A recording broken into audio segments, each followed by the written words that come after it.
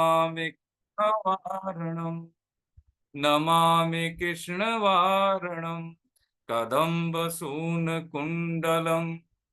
सुचारुगण्डमण्डलं व्रजाङ्गनैकवल्लभं नमामि कृष्णदुर्लभं कदम्बसूनकुण्डलं सुचारुगण्डमण्डलं व्रजाङ्गनैकवल्लभं नमामि कृष्णदुर्लभं यशोदया समोदया सगोपया सनन्दया युतं सुखैकदायकं नमामि गोपनायकं नमामि गोपनायकं सदैव पादपङ्कजं मदीयमानसे निजं दधानमुक्तमालकं नमामि नन्दबालकं सदैव पादपङ्कजं मदीयमानसे निजं दधानमुक्तमालकं नमामि नन्दबालकं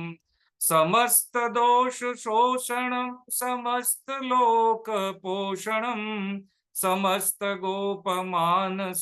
नमामि नन्दलालसं नमामि नन्दलालसं भुवो भरावतारकं भवाब्धिकरुणधारकं भारतम यशोमती किशोर नमामि चित्तचोरकं भुवो भरावतारकं भवाब्धिकर्णधारकं यशोमती किशोरकं नमामि चित्तचोरकं द्रगन्तकान्तभङ्गिनं सदा सदा लिसङ्गिनं दिने दिने नवं नवं नमामि नन्दसम्भवम् नमामि नन्दसम्भवम् गुणाकरं सुखाकरं कृपाकरं कृपापरं सुरद्विषन्निकन्दनं नमामि गोपनन्दनं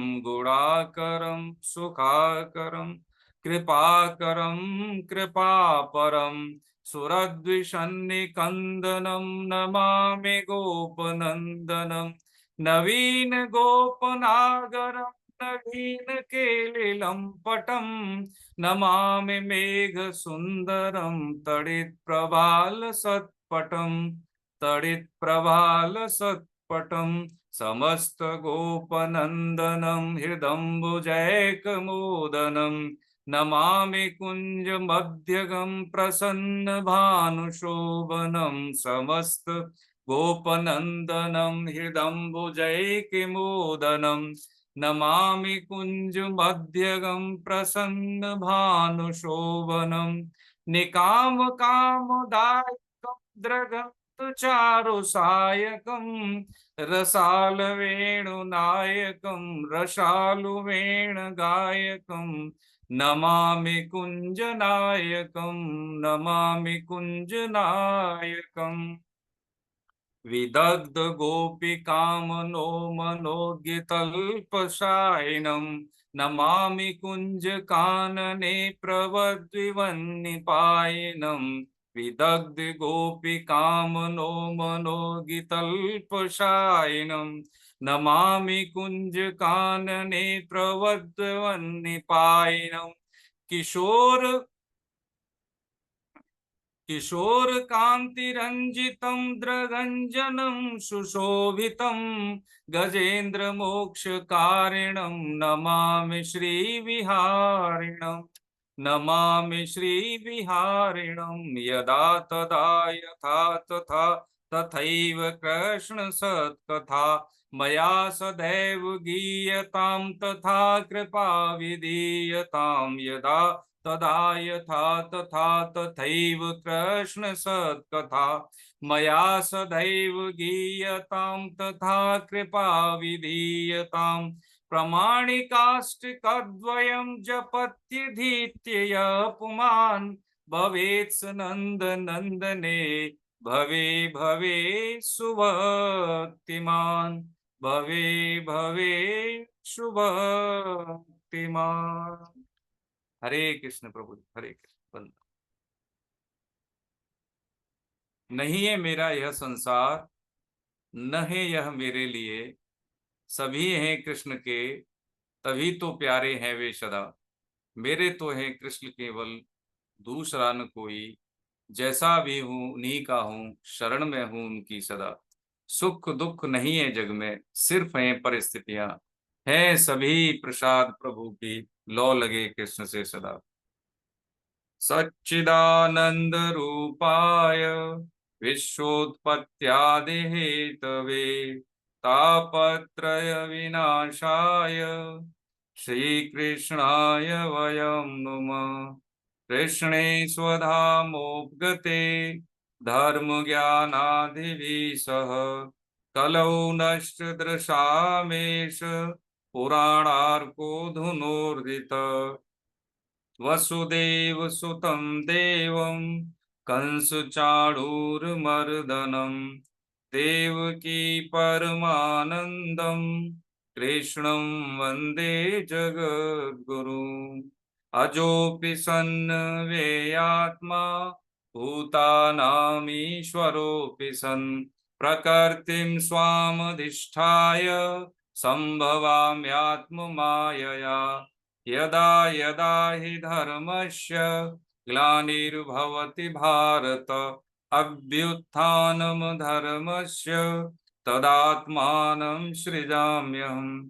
परित्राणाय साधूनां विनाशाय च दुष्कृतां, धर्म संस्थापनार्थाय संभवामि युगे युगे।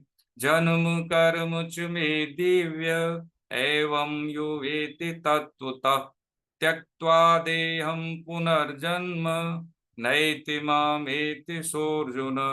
वीतराग भय क्रोधा मन्मया मामुपाश्रिता, बहवो ज्ञान तपसा पूता मद्भावमागता।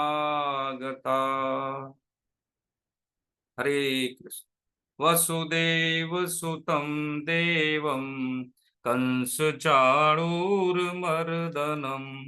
देवकी परमानन्दं कृष्णं वन्दे जगद्गुरु। कृष्णं वन्दे जगद्गुरु। हरे कृष्ण। आप सभी वैष्णव जनों के चरणों में वंदन। हरे कृष्ण।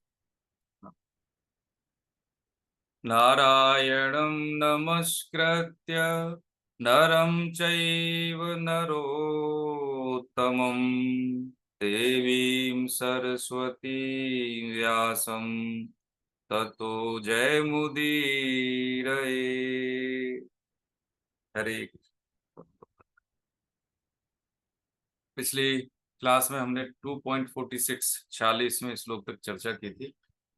अभी थ्योरी ऑफ कर्मा आज से है, इसका पूरा तो नहीं है, अभी अध्याय 6 के बाद हम थ्योरी ऑफ कर्मा पूरा लेंगे, लेकिन कुछ कुछ सिद्धांत इसमें 2.47 में है, तो आज हम वहां से शुरुआत करते हैं। आज हम अध्याय 2 का समापन करेंगे।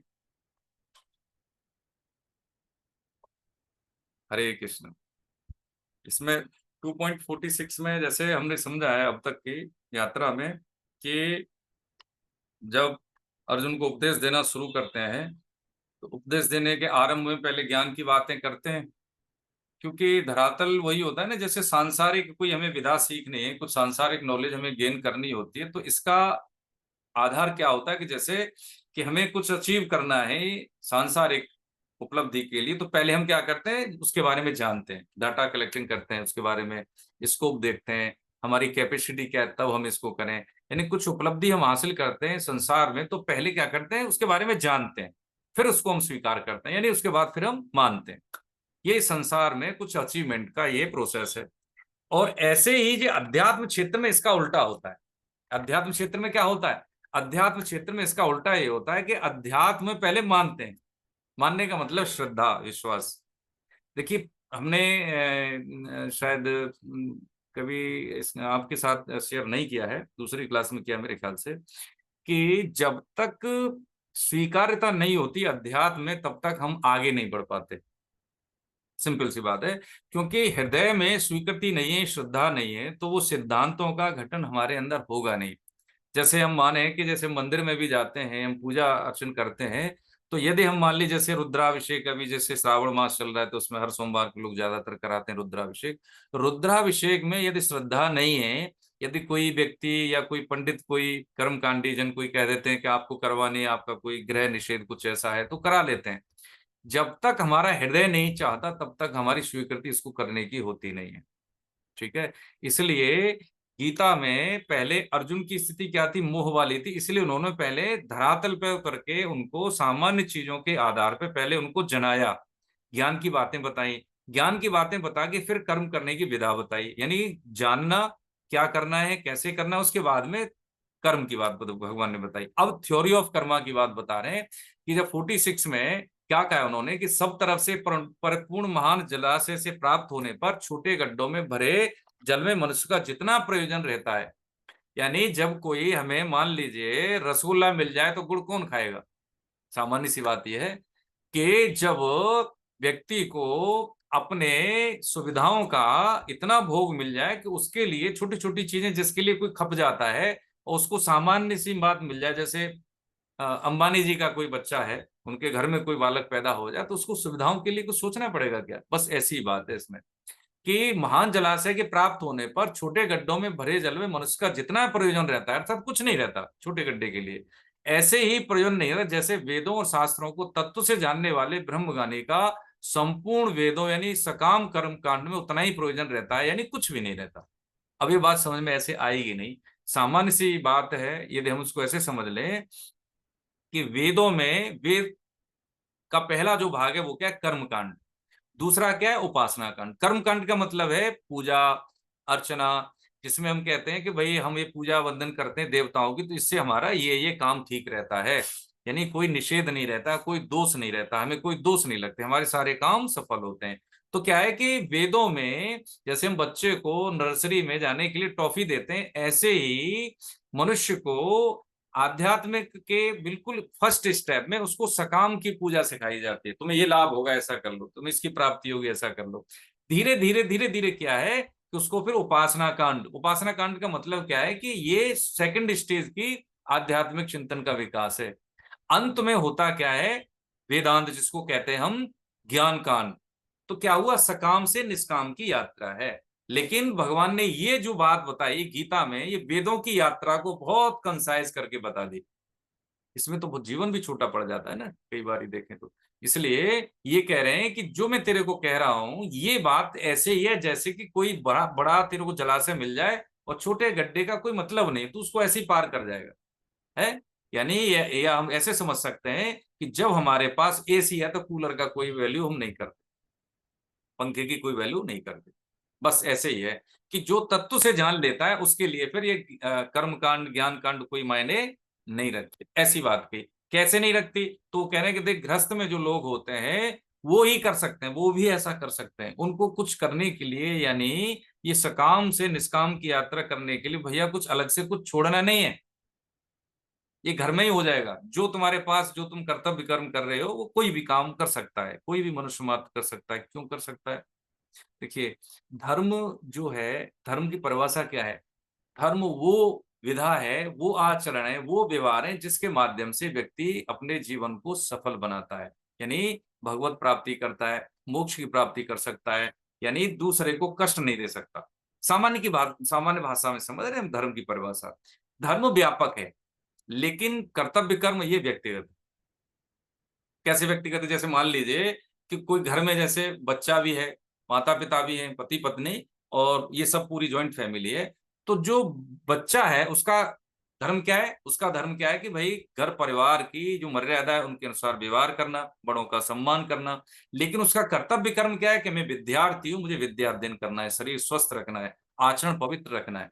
ठीक है, ऐसे ही पत्नी का अपना कर्तव्य कर्म है। तो कभी कभी धर्म जो होता है व्यापक है, कर्तव्य कर्म धर्म का अंग है, लेकिन किसी स्थिति परिस्थिति में धर्म से ज्यादा कर्तव्य कर्म ज्यादा भारी होता है।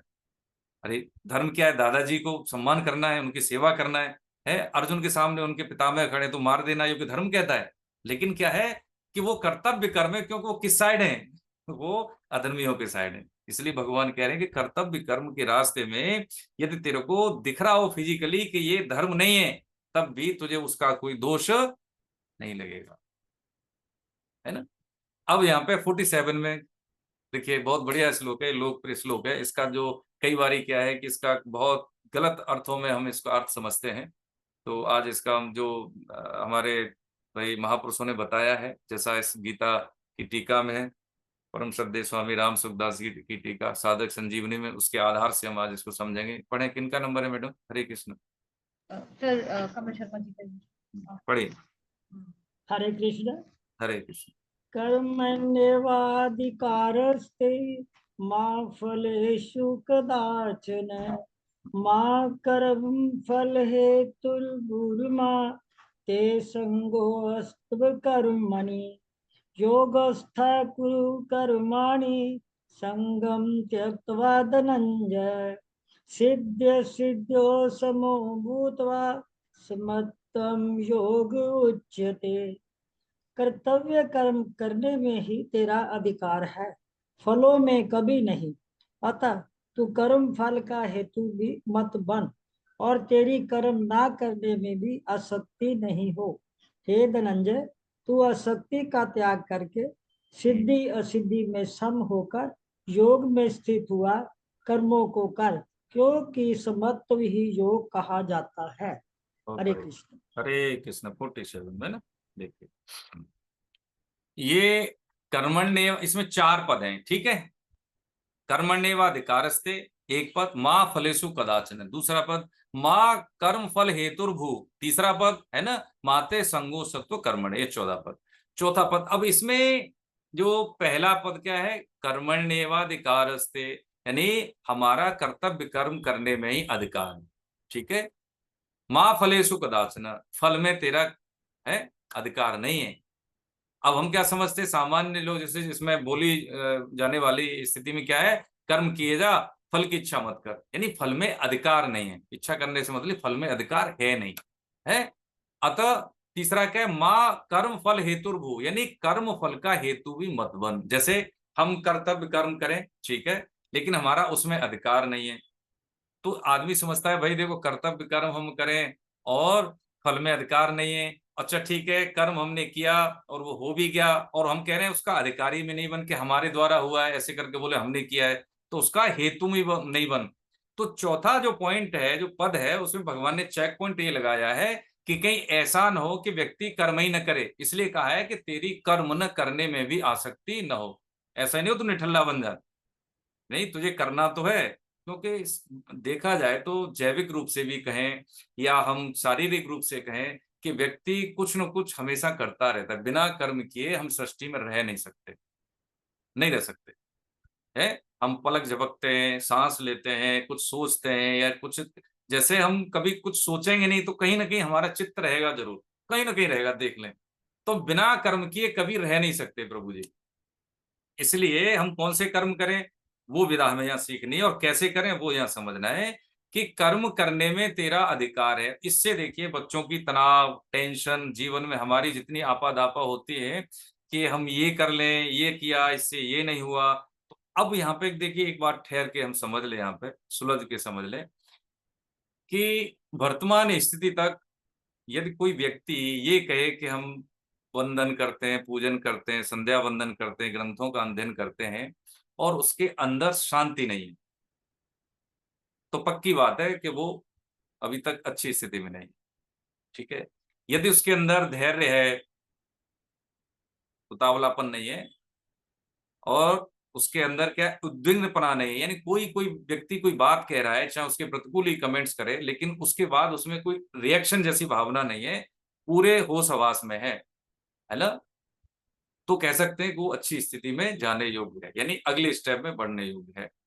क्योंकि यहाँ पे क्या कह रहे हैं, हमारा कर्म करने में अधिकार है, फल में नहीं है। फल में क्या है कि यदि हमारे प्रारब्ध में होता है तभी चीजें मिलती हैं। कई बार यदि हमारा परम पुरुषार्थ है, परम पुरुषार्थ बोले तो मतलब जो कुछ भी है हमारे जीवन में केवल और केवल निष्काम भाव से कर्म करके भगवान के अर्पण करना है, उसको कहते हैं परम पुरुषार्थ। जब उसका पुरुषार्थ बहुत जोर का होता है तो प्रारब्ध भी उसका गौड़ हो जाता है, प्रारब्ध फिर उस पर असर नहीं करता। लेकिन कभी सीवियर प्रारब्ध है तो उच्च क्वालिटी का हमें जब हम एफर्ट्स करते हैं तब भी उसके अनुकूल परिणाम हमें नहीं मिलते, क्योंकि हमारा प्रारब्ध कई बार बड़ा निकृष्ट होता है, लेकिन उसकी सीवरिटी तो कम करता ही करता है। तो इसलिए कि हमने बहुत ज्यादा मेहनत की, ठीक है, निराई गुड़ाई की, फसल बोई, लेकिन क्या हुआ कि बेकार, मतलब होता है ना, कभी कभी बेसमय बारिश हो जाती है तो किसान कहता है भाई हम तो बर्बाद हो गए। आजकल किसानों का भी जैसे देखा जाए तो किसान तो बेचारा है बिल्कुल मानसून के अधीन है। जब जरूरत होती तो बारिश नहीं होती, जब नहीं होती तो हो जाती है, फसल उसकी नष्ट हो जाती है। तो ये सब क्या है कि उसका अधिकार नहीं है उसमें। ये दैनिक जीवन में हम सबके साथ होता है। और यदि वो काम अनुकूल हो जाए, यथा योग्य परिणाम मिलने लगे, तो उसका हमें ये भी नहीं होना चाहिए कि ये हमारे बूते हुआ है। ये मूल भूल होती है ना। और इन तीनों चीजें घट जाए जीवन में, तो हमारी ऐसा ना हो कि कहीं हम अपने पुरुषार्थ में कमी कर दें। पुरुषार्थ तो हमें निरंतर करते रहना चाहिए। इसमें कभी हमें हाँ मतलब बाधा नहीं पैदा करनी कि हमने इतनी मेहनत कर ली, अरे हमारे बस की नहीं, हम नहीं करते। नहीं, करते रहना चाहिए, करते रहना चाहिए। थॉमस अल्वा एडिशन देख लीजिए, है ना। उसका यही था कि वो रिजेक्टेड पीस था, बिल्कुल ये पढ़ने लिखने वाला नहीं, लेकिन हजारों बार उसने प्रयत्न किया, तो आज हम उसकी सुविधाओं का देख लिए, है ना, उपयोग कर रहे कि नहीं कर रहे। बिजली का बल्ब उसी की तो देन है। ऐसे बहुत से महान महापुरुष हुए हमारे भी, इस देखा जाए तो हमारे पूर्वज, है ना। आज जो कुछ हम परंपराओं को लेके कहें, वैदिक ग्रंथों को लेके कहें, या हम जैसे आप स्वास्थ्य को लेके कहें, जैसे चरक संहिता की बात करें या धन्वंतरी इनकी बात करें, तो कई कई हजार ऑब्जर्वेशन की, तब जाके उन्होंने हमारे आयुर्वेद के ग्रंथ को परिपूर्ण किया है ना। तो ये नित्य निरंतर निष्काम भाव से हम ये सेवा पूजा करते रहे, हमारे पूर्वज, हम उस वंश परंपरा के लोग हैं। तो ये उन्होंने दिया। इससे देखिए होगा क्या, इससे ये होगा कि जो हमारे हाथ में वही हम कर सकते हैं। ठीक है, ये हम समझ लें, इस चीज को, इसको मान लें।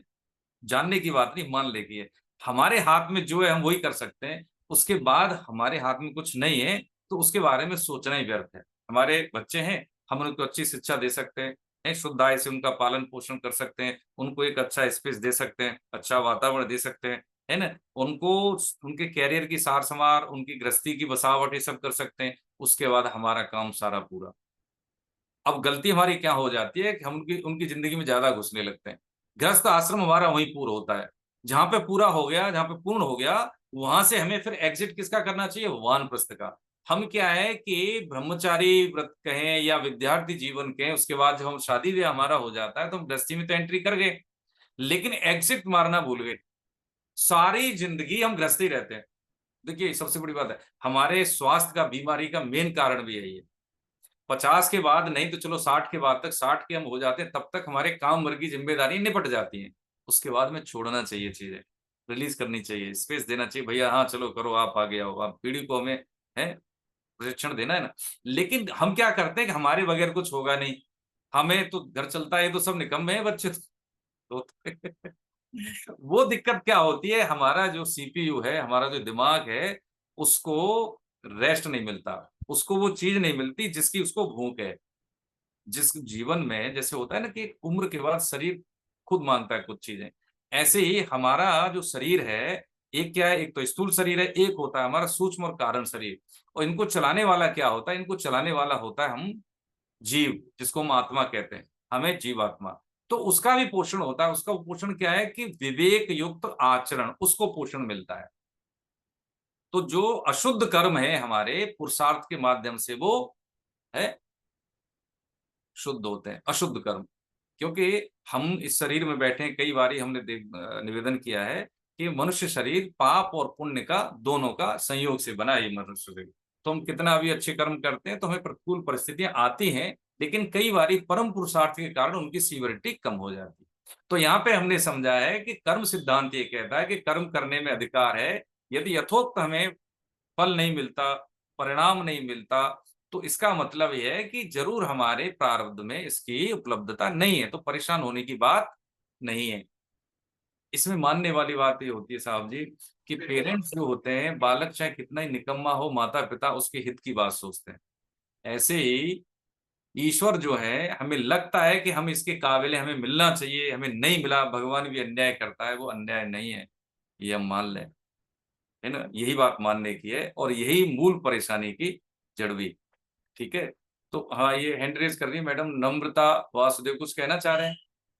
हरे कृष्ण। ये आप अपने आप को, हाँ हाँ हाँ हाँ सर, ये मुझे एक क्वेश्चन पूछा, ये प्रारब्ध क्या होता है सर?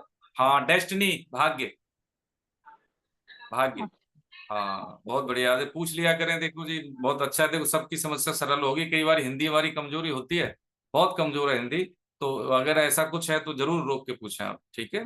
हाँ, तो यहाँ पे ये आगे देखिए, इसमें कहते हैं 48 में, इसी का अनुक्रम है 48, 48वां श्लोक, कि योगस्थ कुरु कर्माणि, यानी तू आसक्ति का त्याग करके सिद्धि असिद्धि में सम होकर योग में स्थित हुआ, कर्मों को कर। धनंजय का मतलब है उत्तरी क्षेत्र के जितने भी राज्य थे, अर्जुन ने सबको जीत लिया था, तो इसने इतना धन इकट्ठा कर लिया, इसको धनंजय की उपाधि मिली, ठीक है। अब ऐसा व्यक्ति सीवियर डिप्रेशन में आ गया, बताइए हमारी क्या औकात है उसके सामने। तो यहाँ पे आसक्ति और देखिए प्रेम हमें एक जैसे प्रतीत होते हैं, जबकि है नहीं। ऐसे समझें इसको कि मान लीजिए कि हमारे घर परिवार में संबंधियों में हमें किससे प्रेम है किससे आसक्ति, इसकी पहचान एक है। प्रेम में क्या होता है कि व्यक्ति जी भर के उसकी खुशी के लिए जीता है, प्रेम में, है ना। आसक्ति में क्या है कि अपनी खुशी के लिए उसका सदुपयोग करता है जी भर के। दोनों बिल्कुल विपरीत हैं। प्रेम अनंत है, उसका हम शब्दों में वर्णन नहीं कर सकते, है ना। प्रेम कैसे है? अनिवर्चनीय बोलते हैं। इसकी विशेषता क्या है, इसकी कैरेक्टरिस्टिक है कि ये अनिवर्चनीय। अनिवर्चनीय का मतलब इसको हम शब्दों में इसको नहीं बता सकते, व्यक्त नहीं कर सकते। प्रेम एक महसूस करने की एक भाव है, महसूस करने का एक भाव है। आसक्ति क्या है कि जैसे विषय है, जैसे कोई व्यक्ति है, वस्तु है, कोई सुविधा है, उसका हम उपयोग कर लें। अधिकतम सुविधाओं का अधिकतम उपयोग, इसमें व्यक्ति भी आ जाते हैं, संबंधी भी आ जाते हैं। यदि किसी व्यक्ति के वियोग के बाद, है ना, हमें उसकी कमी नहीं अखरे।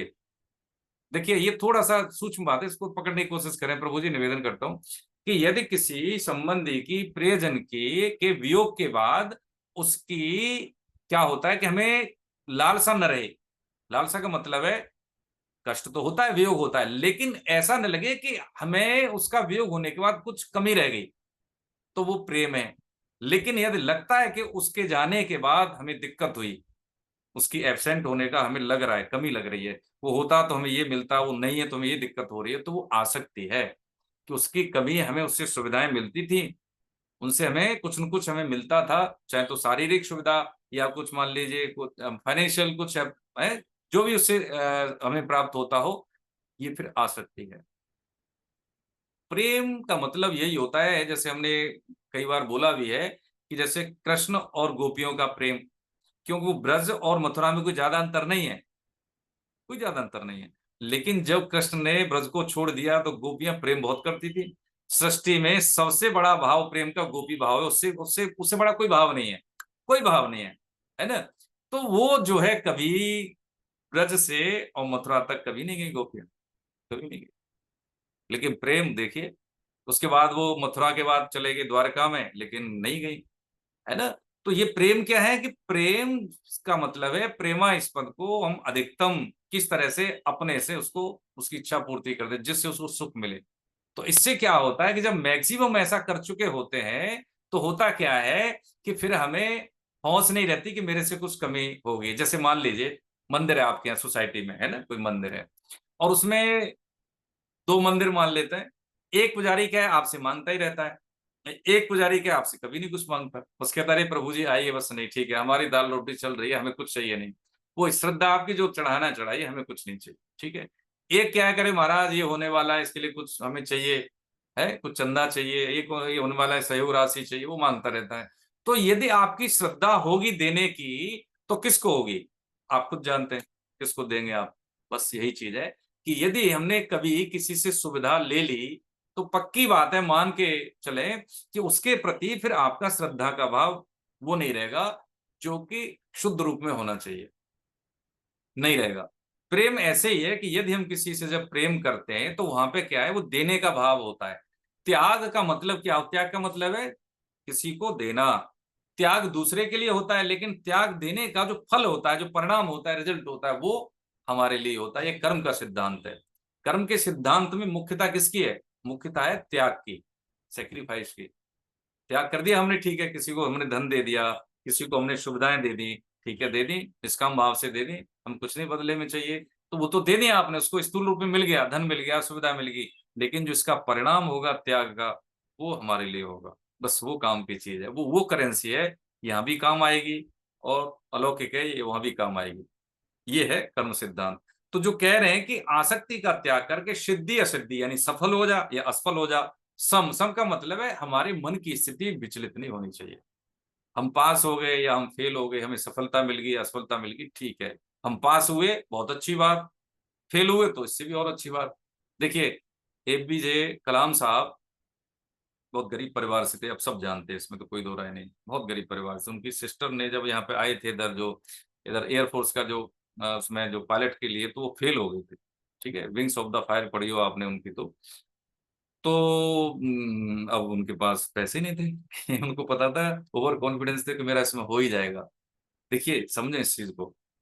और नहीं हुआ, क्योंकि उसमें जब हमने देखा है, क्योंकि हमारे एयरपोर्ट पे पोस्टिंग होती है, तो जो पायलट का जो होता है स्टेमिना होता है, उसका जो सेंस ऑफ ह्यूमर होता है, उसको सेकंडों में लेने होते हैं, है ना, सेकंडों में निर्णय लेने होते हैं। उसको, उसके पास इतना टाइम नहीं होता कि वो क्या करे। बस उसके पीछे बस ये है कि मैक्सिमम अधिकतम जान बचाई जा सकती है। कई बारी बहुत से ऐसे इंसिडेंट हुए हैं, बड़ा मतलब एक बार बहुत डर लगता है, कई बार ईश्वर न करे कभी ऐसा हो कि कई बार पैसेंजरों को उसने चलते हुए प्लेन से उसको केवल ऐसे होता है ना कि स्लिपी तरीके से उनको नीचे डालना पड़ता है। तो क्या है कि चलो ठीक है भाई, हाथ पैर टूट जाएंगे लेकिन जाने बच जाएंगी, इस पर निर्णय लेने होते हैं। तो वो उस परीक्षा में वो खरे नहीं उतरे, तो खरे नहीं उतरे, अब उनको क्या हुआ, डिप्रेशन हो गया। अब उन्होंने सुसाइड करने की देखी। तो देखिए, जब ऋषिकेश में एक पॉइंट है वहां पे, तो शिवानंद स्वामी थे वहां पे, उनको लगा जब वो अपने जीवन को खत्म करना चाह रहे थे कि बहन के, बताओ, बहन के जो गहने होते हैं वो भी उन्होंने मेरे को दे दिए, अब मैं क्या करूंगा जाके, मैं तो बड़ी उम्मीद से आया था, टैलेंटेड तो थे ही, इसमें तो कोई तो राय नहीं। लेकिन जब उन्होंने देख लिया तो शिवानंद जी आए कि भाई ये लड़का मुझे लगता है सुसाइड करेगा, तो उन्होंने ऐसे ही दाएं बाएं की बात करी, उन्होंने जताया नहीं कि उसको बचाने आ रहे हैं। तो जब उन्होंने अपनी बातों में उसको, उनको उलझा लिया, उलझा के जब उलझा लिया, तब उन्होंने, जब ग्रिप में आ गए ना कि अब तो ये मेरे पास आ गया, अब तो ये नहीं करेगा, तो उन्होंने देखिए, जो सिद्ध संत होते हैं, ठीक है, महापुरुष जो पुण्यात्माएं होती हैं, उनका एक एक शब्द होता है, उतरता है, ऐसा तो नहीं है। तो उन्होंने कहा, देखो तुम, मुझे नहीं पता है तुम क्यों यहाँ आए हो, क्या करने वाले हो, लेकिन इतना जानता हूं कि तुम परेशान हो। तो उन्होंने कहा कि देखो, जिंदगी एक ही मिली है ये, और जिंदगी, मनुष्य का जीवन जो है ना, सुविधाओं के भोग के लिए नहीं मिला भाई, तुमको कुछ करने का मौका मिला है, पूरा जो है अपना पंख फैलाने का मौका मिला है भाई। तुम इस मौके को ऐसे गंवा रहे हो, इस घटिया है एक्टिविटी में गंवा रहे हो। ये मिला है, ये सिलेक्शन नहीं हुआ, अबे सिलेक्शन हो जाता तो क्या कर लेता, नहीं हुआ तो क्या कर लेगा, जीवन खत्म कर लेगा। समझो इस चीज को भाई, तुम्हें भगवान ने इसके लिए नहीं चुना भाई। नौकरी हो जाएगी, घर परिवार चला लोगे, पैसे थोड़े हो जाएंगे, तुम्हें बहुत बड़ा स्कोप दिया है, तुमसे ये छीन के तुम्हारे लिए बड़ा कोई स्कोप रखा है भाई, इसको समझिए। अभी तो क्या बनेगा, पायलट बन जाएगा, हाँ तेरा नाम होगा, ठीक है, प्लेन का पायलट होगा, लेकिन तू कुछ ऐसा करेगा, ऐसा करेगा, मुझे ऐसा लगता है, उन्होंने कुछ बताया नहीं कि ऐसा करेगा, मुझे ऐसा लगता है कि पूरे देश को तेरी जरूरत पड़ेगी। बहुत बड़ा सामाजिक कार्य करने वाला है तू भाई, तू समझ इस चीज को। लेकिन तू छोटे में ही संतुष्ट हो रहा है, मैं ये कर लें, ये कर लें, मुझे ये मिल जाए, मुझे ये मिल जाए, रो रहा है, खप रहा है, ये सब चीज देखिए, ये बच्चों के लिए भी सीखने की है। यदि कोई, हम कोई कैरियर में, हम किसी में हम आगे बढ़ रहे हैं और उसमें कुछ मिल नहीं पा रहा है, तो पहली बात तो ये है कि हम क्या है, बड़े छोटे से में संतुष्ट हो जाते हैं, बहुत छोटे से में। कोई हमारी तारीफ कर दे, कोई हमारे थोड़ा सा आदर भाव कर दे, हम फूल के कुप्पा हो गए। ये सब चीजें ठीक नहीं है, हमें आदर देना चाहिए। इससे क्या होता है कि हमारी सीमाएं निर्धारित हो जाती हैं। उन्होंने, उनको क्या हुआ, एक स्पेस दिया, एक ऊंचाई दी अपने उपदेश से, और उनको लगा कि चलो ठीक है, उनकी मनस्थिति कैसी होगी कि चलो ठीक है, मैं घर वापस जाऊंगा, फिर दोबारा से प्रयास करूंगा। उनको रखा एक दिन, अच्छे से समझाया, भोजन प्रसादी दी, शुद्ध अन्न का जब उनका जो पेट में गया, तो उनका जो बुद्धि भी ठीक ठाक हुई, वातावरण का असर हुआ, और फिर आपका, अब पता ही है आपके सामने परिणाम है, उनकी स्थिति कैसी रही। वो एक संत की तरह ही जीते थे।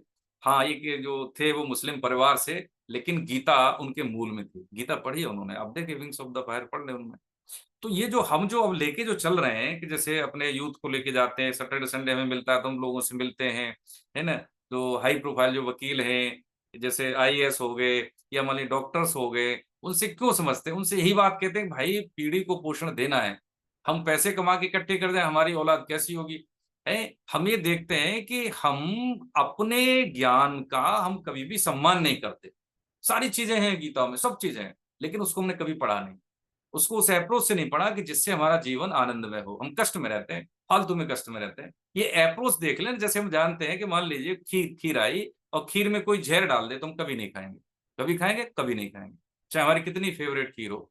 ऐसे ही ये है कि हम ये जान लें कि इस कर्म को करने से ये होता है, ये जान लें और मान लें, तो हम चाहे कितने ही कष्ट में हो, कभी भी हम अधर्म युक्त या निकृष्ट कर्म करेंगे ही नहीं। बस वही है, जब निकृष्ट कर्म होंगे नहीं तो परिणाम फिर कैसा होगा? हम जैसा बीज बोएंगे आम का, तो पीपल तो मिलेगा नहीं। अरे आम ही मिलेगा ना भाई, इसमें कौन सी रॉकेट साइंस है? इस सिंपल सृष्टि का नियम है कि जैसे मान लीजिए गांव के लोग समझेंगे कि एक उदाहरण सामान्य सा लेते, जैसे गेहूं होता है उसमें घुन लग जाता है। समझ रहे हैं लोग? घुन घुन एक कीड़ा होता है छोटा सा, जैसे कैसे समझे, बहुत छोटा कीड़ा, चींटी से थोड़ा सा बड़ा होता है, चींटी के आकार का। वो क्या करता है, गेहूं में घुन लग जाएगा तो बाहर खोल रहेगा उसका, पूरा माल खा लेता है। वो पूरा माल खा लेता है, गेहूं का जो अंदर में जो होता है, ठीक है, पूरा खा जाता है, लेकिन ऊपर से वो ऐसा रहेगा कि पूरा साबुत गेहूं, लेकिन वो थोथा होता है। ऐसी सृष्टि खोल है प्रभु जी। हाँ, सृष्टि क्या है? खोल की तरह है। हमें क्या करना है? काम भर की चीजों से काम करना है, बाकी से कोई लेना देना नहीं। काम की चीजें हम अपना ले लें और आगे बढ़ जाए। जग में एक ही बात खरी, बोलो राम कृष्ण हरि। भजन करते हुए, ईश्वर का नाम लेते हुए, अपने कर्तव्य कर्म का पालन करते हुए, यदि हम कोई भी कार्य करते हैं, कोई भी कार्य करें, पढ़ाई करें, घर गृहस्थी में रोटी सब्जी बनाएं, हम नौकरी करें, हम व्यवसाय करें, लेकिन ईश्वर का केंद्र में ईश्वर है। पहले एक है, फिर जीरो कितनी लगा दें, वो 10 गुना होता जाएगा कि नहीं हो जाएगा? एक के आगे हम जीरो लगाएं 10, फिर लगाएं तो 100, ऐसे ही है। यदि केंद्र में एक ईश्वर है तो थोड़ी सी भी इनपुट करें तो वो हमारा भजन ही होगा। हम दो विभाग कर लेते हैं, विभाग एक ही है ना, कि ये मेरी नौकरी है, ये व्यवसाय है, अब मैं शाम को बैठा हूं माला लेके, आरती वंदन कर रहा हूं, तो ये पूजा, बस यही भूल है हमारी। सोने से लेके जागने तक, जागने से लेके सोने तक सभी तो भजन करते हैं, वो वास्तव में करते हैं हम वही है। भाई कितना खाते हैं? है अनुपम जी 2 लाख कमाओ या 4 लाख कमाओ, भैया अपने पे 10% नहीं खर्च करते होंगे भाई। ठीक है, क्या है ना? हम जिस परिवार से पिछले आए हैं, वर्तमान जीवन कंप्लीट जीवन नहीं है ना, इतना तो हम समझते हैं। तो उसको हम नहीं जानते, लेकिन खपे हम वहां पे भी, अब भी खप रहे हैं। तो क्या है कि हम भगवान के ही जन हैं, हमने चुना नहीं है, विधान से मिल गए। तो क्या इनकी सेवा ही तो कर रहे हैं हम लोग। बस इसको क्या है कि ये एटीट्यूड बदल लें, एक दृष्टिकोण बदल लें। क्या बदल लें कि ये सब ईश्वर के ही जन है, माता पिता पत्नी बच्चे सब मिले हुए हैं संयोग से, इनकी सेवा कर रहे हैं, ये ईश्वर के जन है। इनसे मुझे ये मैं मेरे हैं, ये मैं इनकी सेवा करता हूं, बस ये जहर है। ये क्या है? जहर है ना? जैसे मान लीजिए तलवार है लोहे की और उसको हमने पारस से छुआ दिया, तो क्या बन गया? वो सोना।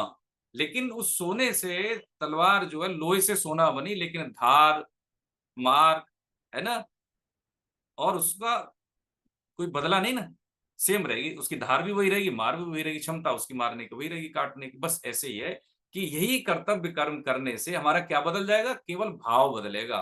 केवल जैसे लोहे से सोना हो गया, भाव बदल गया, इसी भाव से क्या होगा कि हमारी पूजा हो जाएगी।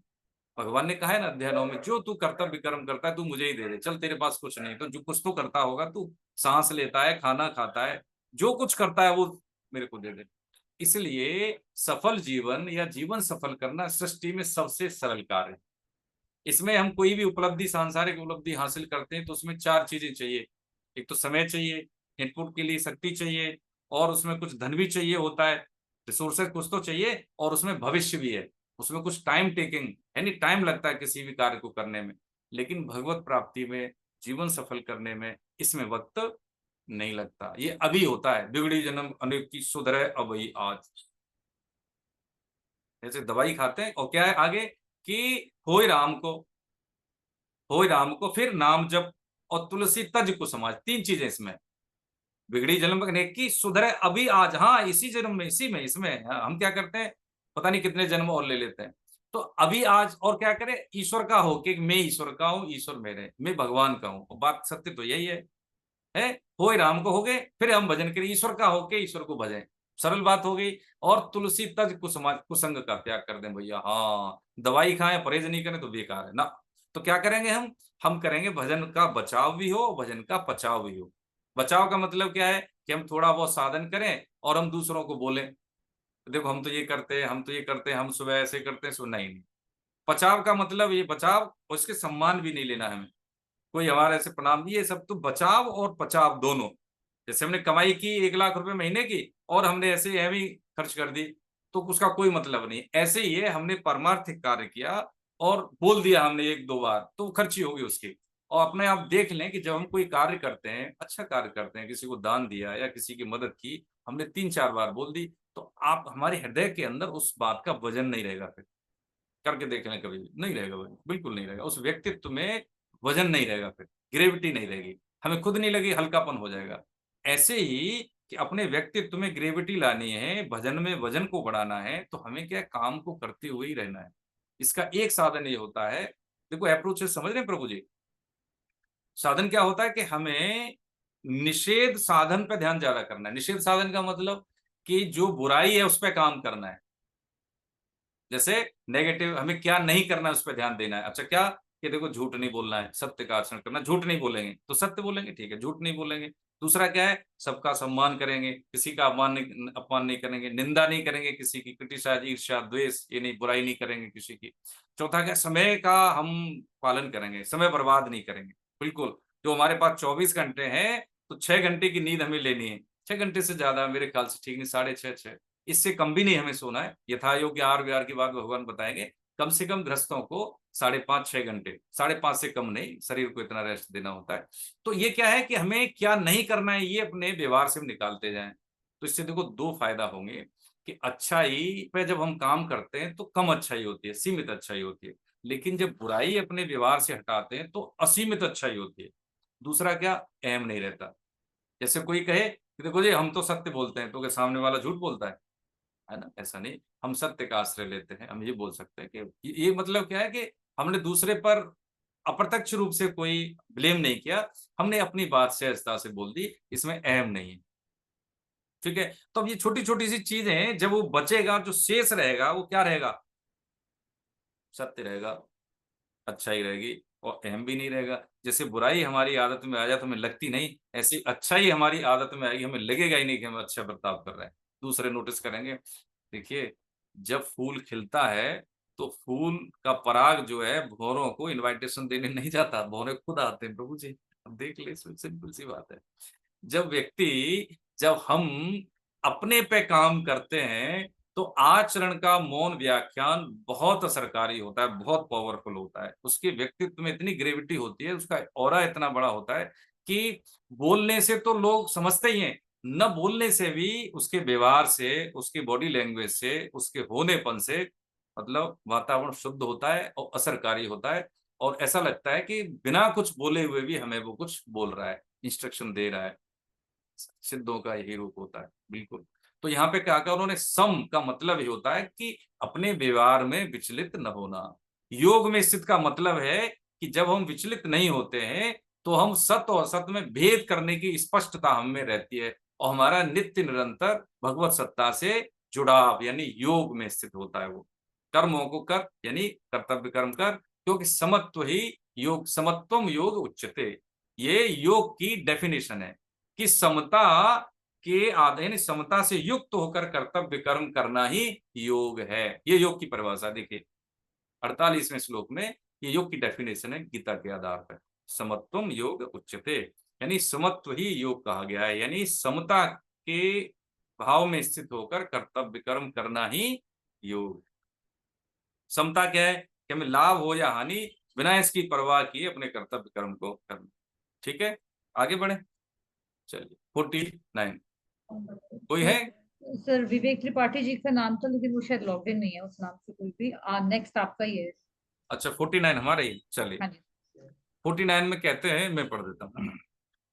दूरेण ह्यवरं कर्म बुद्धि योगा धनंजय, बुद्धौ शरणमिं वक्ष कृपणा फल हेतव, शरणम विच्छ, यानी बुद्ध योग, यहाँ पे कर्म योग को बुद्ध योग भी कहा गया है। ठीक है, कर्म योग का दूसरा जो नाम है वो बुद्ध योग। समता, क्षमता कर्मयोग में ही समता सदती है। देखिए इस चीज को कर्मयोग है, कर्मयोग का जो भाव है बिना समता के कर्मयोग सदेगा नहीं। ठीक है, बुद्धि योग की बात क्यों हुई है? क्योंकि 41वें श्लोक में बोला था कि एक निश्चयात्मक बुद्धि, जब तक एक निश्चयात्मक बुद्धि नहीं होगी तब तक कर्मयोग सदेगा नहीं। संकल्प एक निश्चयात्मक मतलब हमारा कोई उद्देश्य नहीं होगा तो हम कैसे करेंगे किसी भी कार्य को? कब करते हैं? जब हमारा कोई गोल हो जीवन में। तो कह रहे हैं बुद्धि योग यानी समता की अपेक्षा सकाम कर्म दूर से ही अत्यंत निकृष्ट है। ये बता दिया कि जो सकाम भाव से कर्म करता है, समता से के भाव से नहीं करता है, सकाम भाव से करता है, तो हे धनंजय तो बुद्धि समता का आश्रय ले, क्योंकि फल के हेतु बनने वाले अत्यंत दीन है। अब देखिए दो पंडित जी थे, तो एक क्या हुआ कि ये जो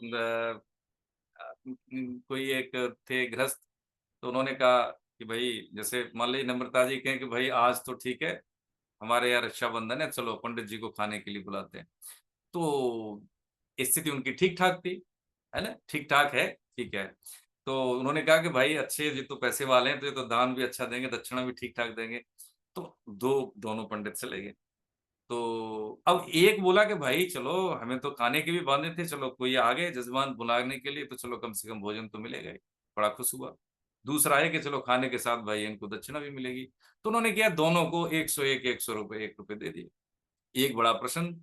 तो जब रास्ते में कोई बोला भाई पंडित जी आज तो बड़े प्रसन्न आ रहे हो, कह रहे महाराज आज तो हमने कभी सोचा भी नहीं था हमें भोजन प्रसादी मिलेगी, आज तो सब बंद है, इधर से उधर मंदिर भी कोई नहीं आया।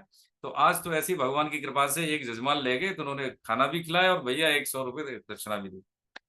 दूसरे बोले भाई तुम्हारा मुंह क्यों लटका है? अरे यार कुछ मत पूछो, हमने सोचा कि 500 रुपए मिलेंगे दक्षिणा में, उन्होंने तो 100 रुपए दिए, 400 का घाटा हो गया। अब बताइए उस आदमी की क्या क्या कमी उसकी? उसके क्या उसने अपेक्षा कर ली ना, सकाम कर मतलब है ये भाई पैसे वाले तो ये कम से 500 का नोट देंगे, उन्होंने क्या 400 का घाटा हो गया भाई। अब उसको क्या दिक्कत है बताइए? उसको कौन सा 500 रुपए का उसने कमिटमेंट किया था? अरे भाई वो तो लेके गए, चलो पंडित जी उनको भोजन प्रसादी कुछ दक्षिणा दे दे।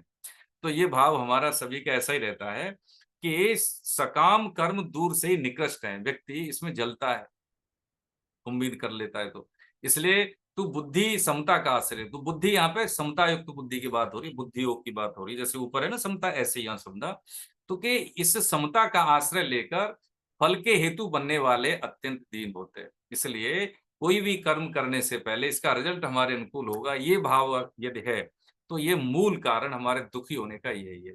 जितनी भी चीजें जो हमें प्लेजर देती हैं वो फिर हमें क्या देती हैं? प्रेशर देने लगती है, क्योंकि हमने उनसे है आशा लगा रखी है कि हमारे अनुकूल ऐसा रहेगा। लेकिन जो ऐसा नहीं रहता वो जीवन के हर पन को जीता है। समता युक्त योग में स्थित हुआ व्यक्ति क्या करता है? हर पन को जीता है। क्या भगवान आए उनको कष्ट नहीं हुए? लेकिन उनको हम ये नहीं कह सकते वो दुखी होकर जीवन जिया, नहीं, परिस्थितियां सभी के जीवन में आती हैं, पहली बात ये मान लें। गीता पढ़े तो भी, नहीं पढ़े तो भी आएंगी, पहली बात। लेकिन इससे लाभ ये होगा कि परिस्थितियां हमें परेशान नहीं कर पाएंगी। ठीक है, सत्य जो होता है वो परेशान हो सकता है लेकिन पराजित नहीं, विपक्ष की बात है। तो ये स्थिति आती है हमारी कब? जब हम अपने ज्ञान को आदर देते हैं। शुरू शुरू में हमें नहीं पता होता, लेकिन धीरे धीरे जब नर्सरी का बच्चा चीजों को समझता है तो वो सीख लेता है, पीएचडी भी कर लेता है। बस वही स्थिति हमारी।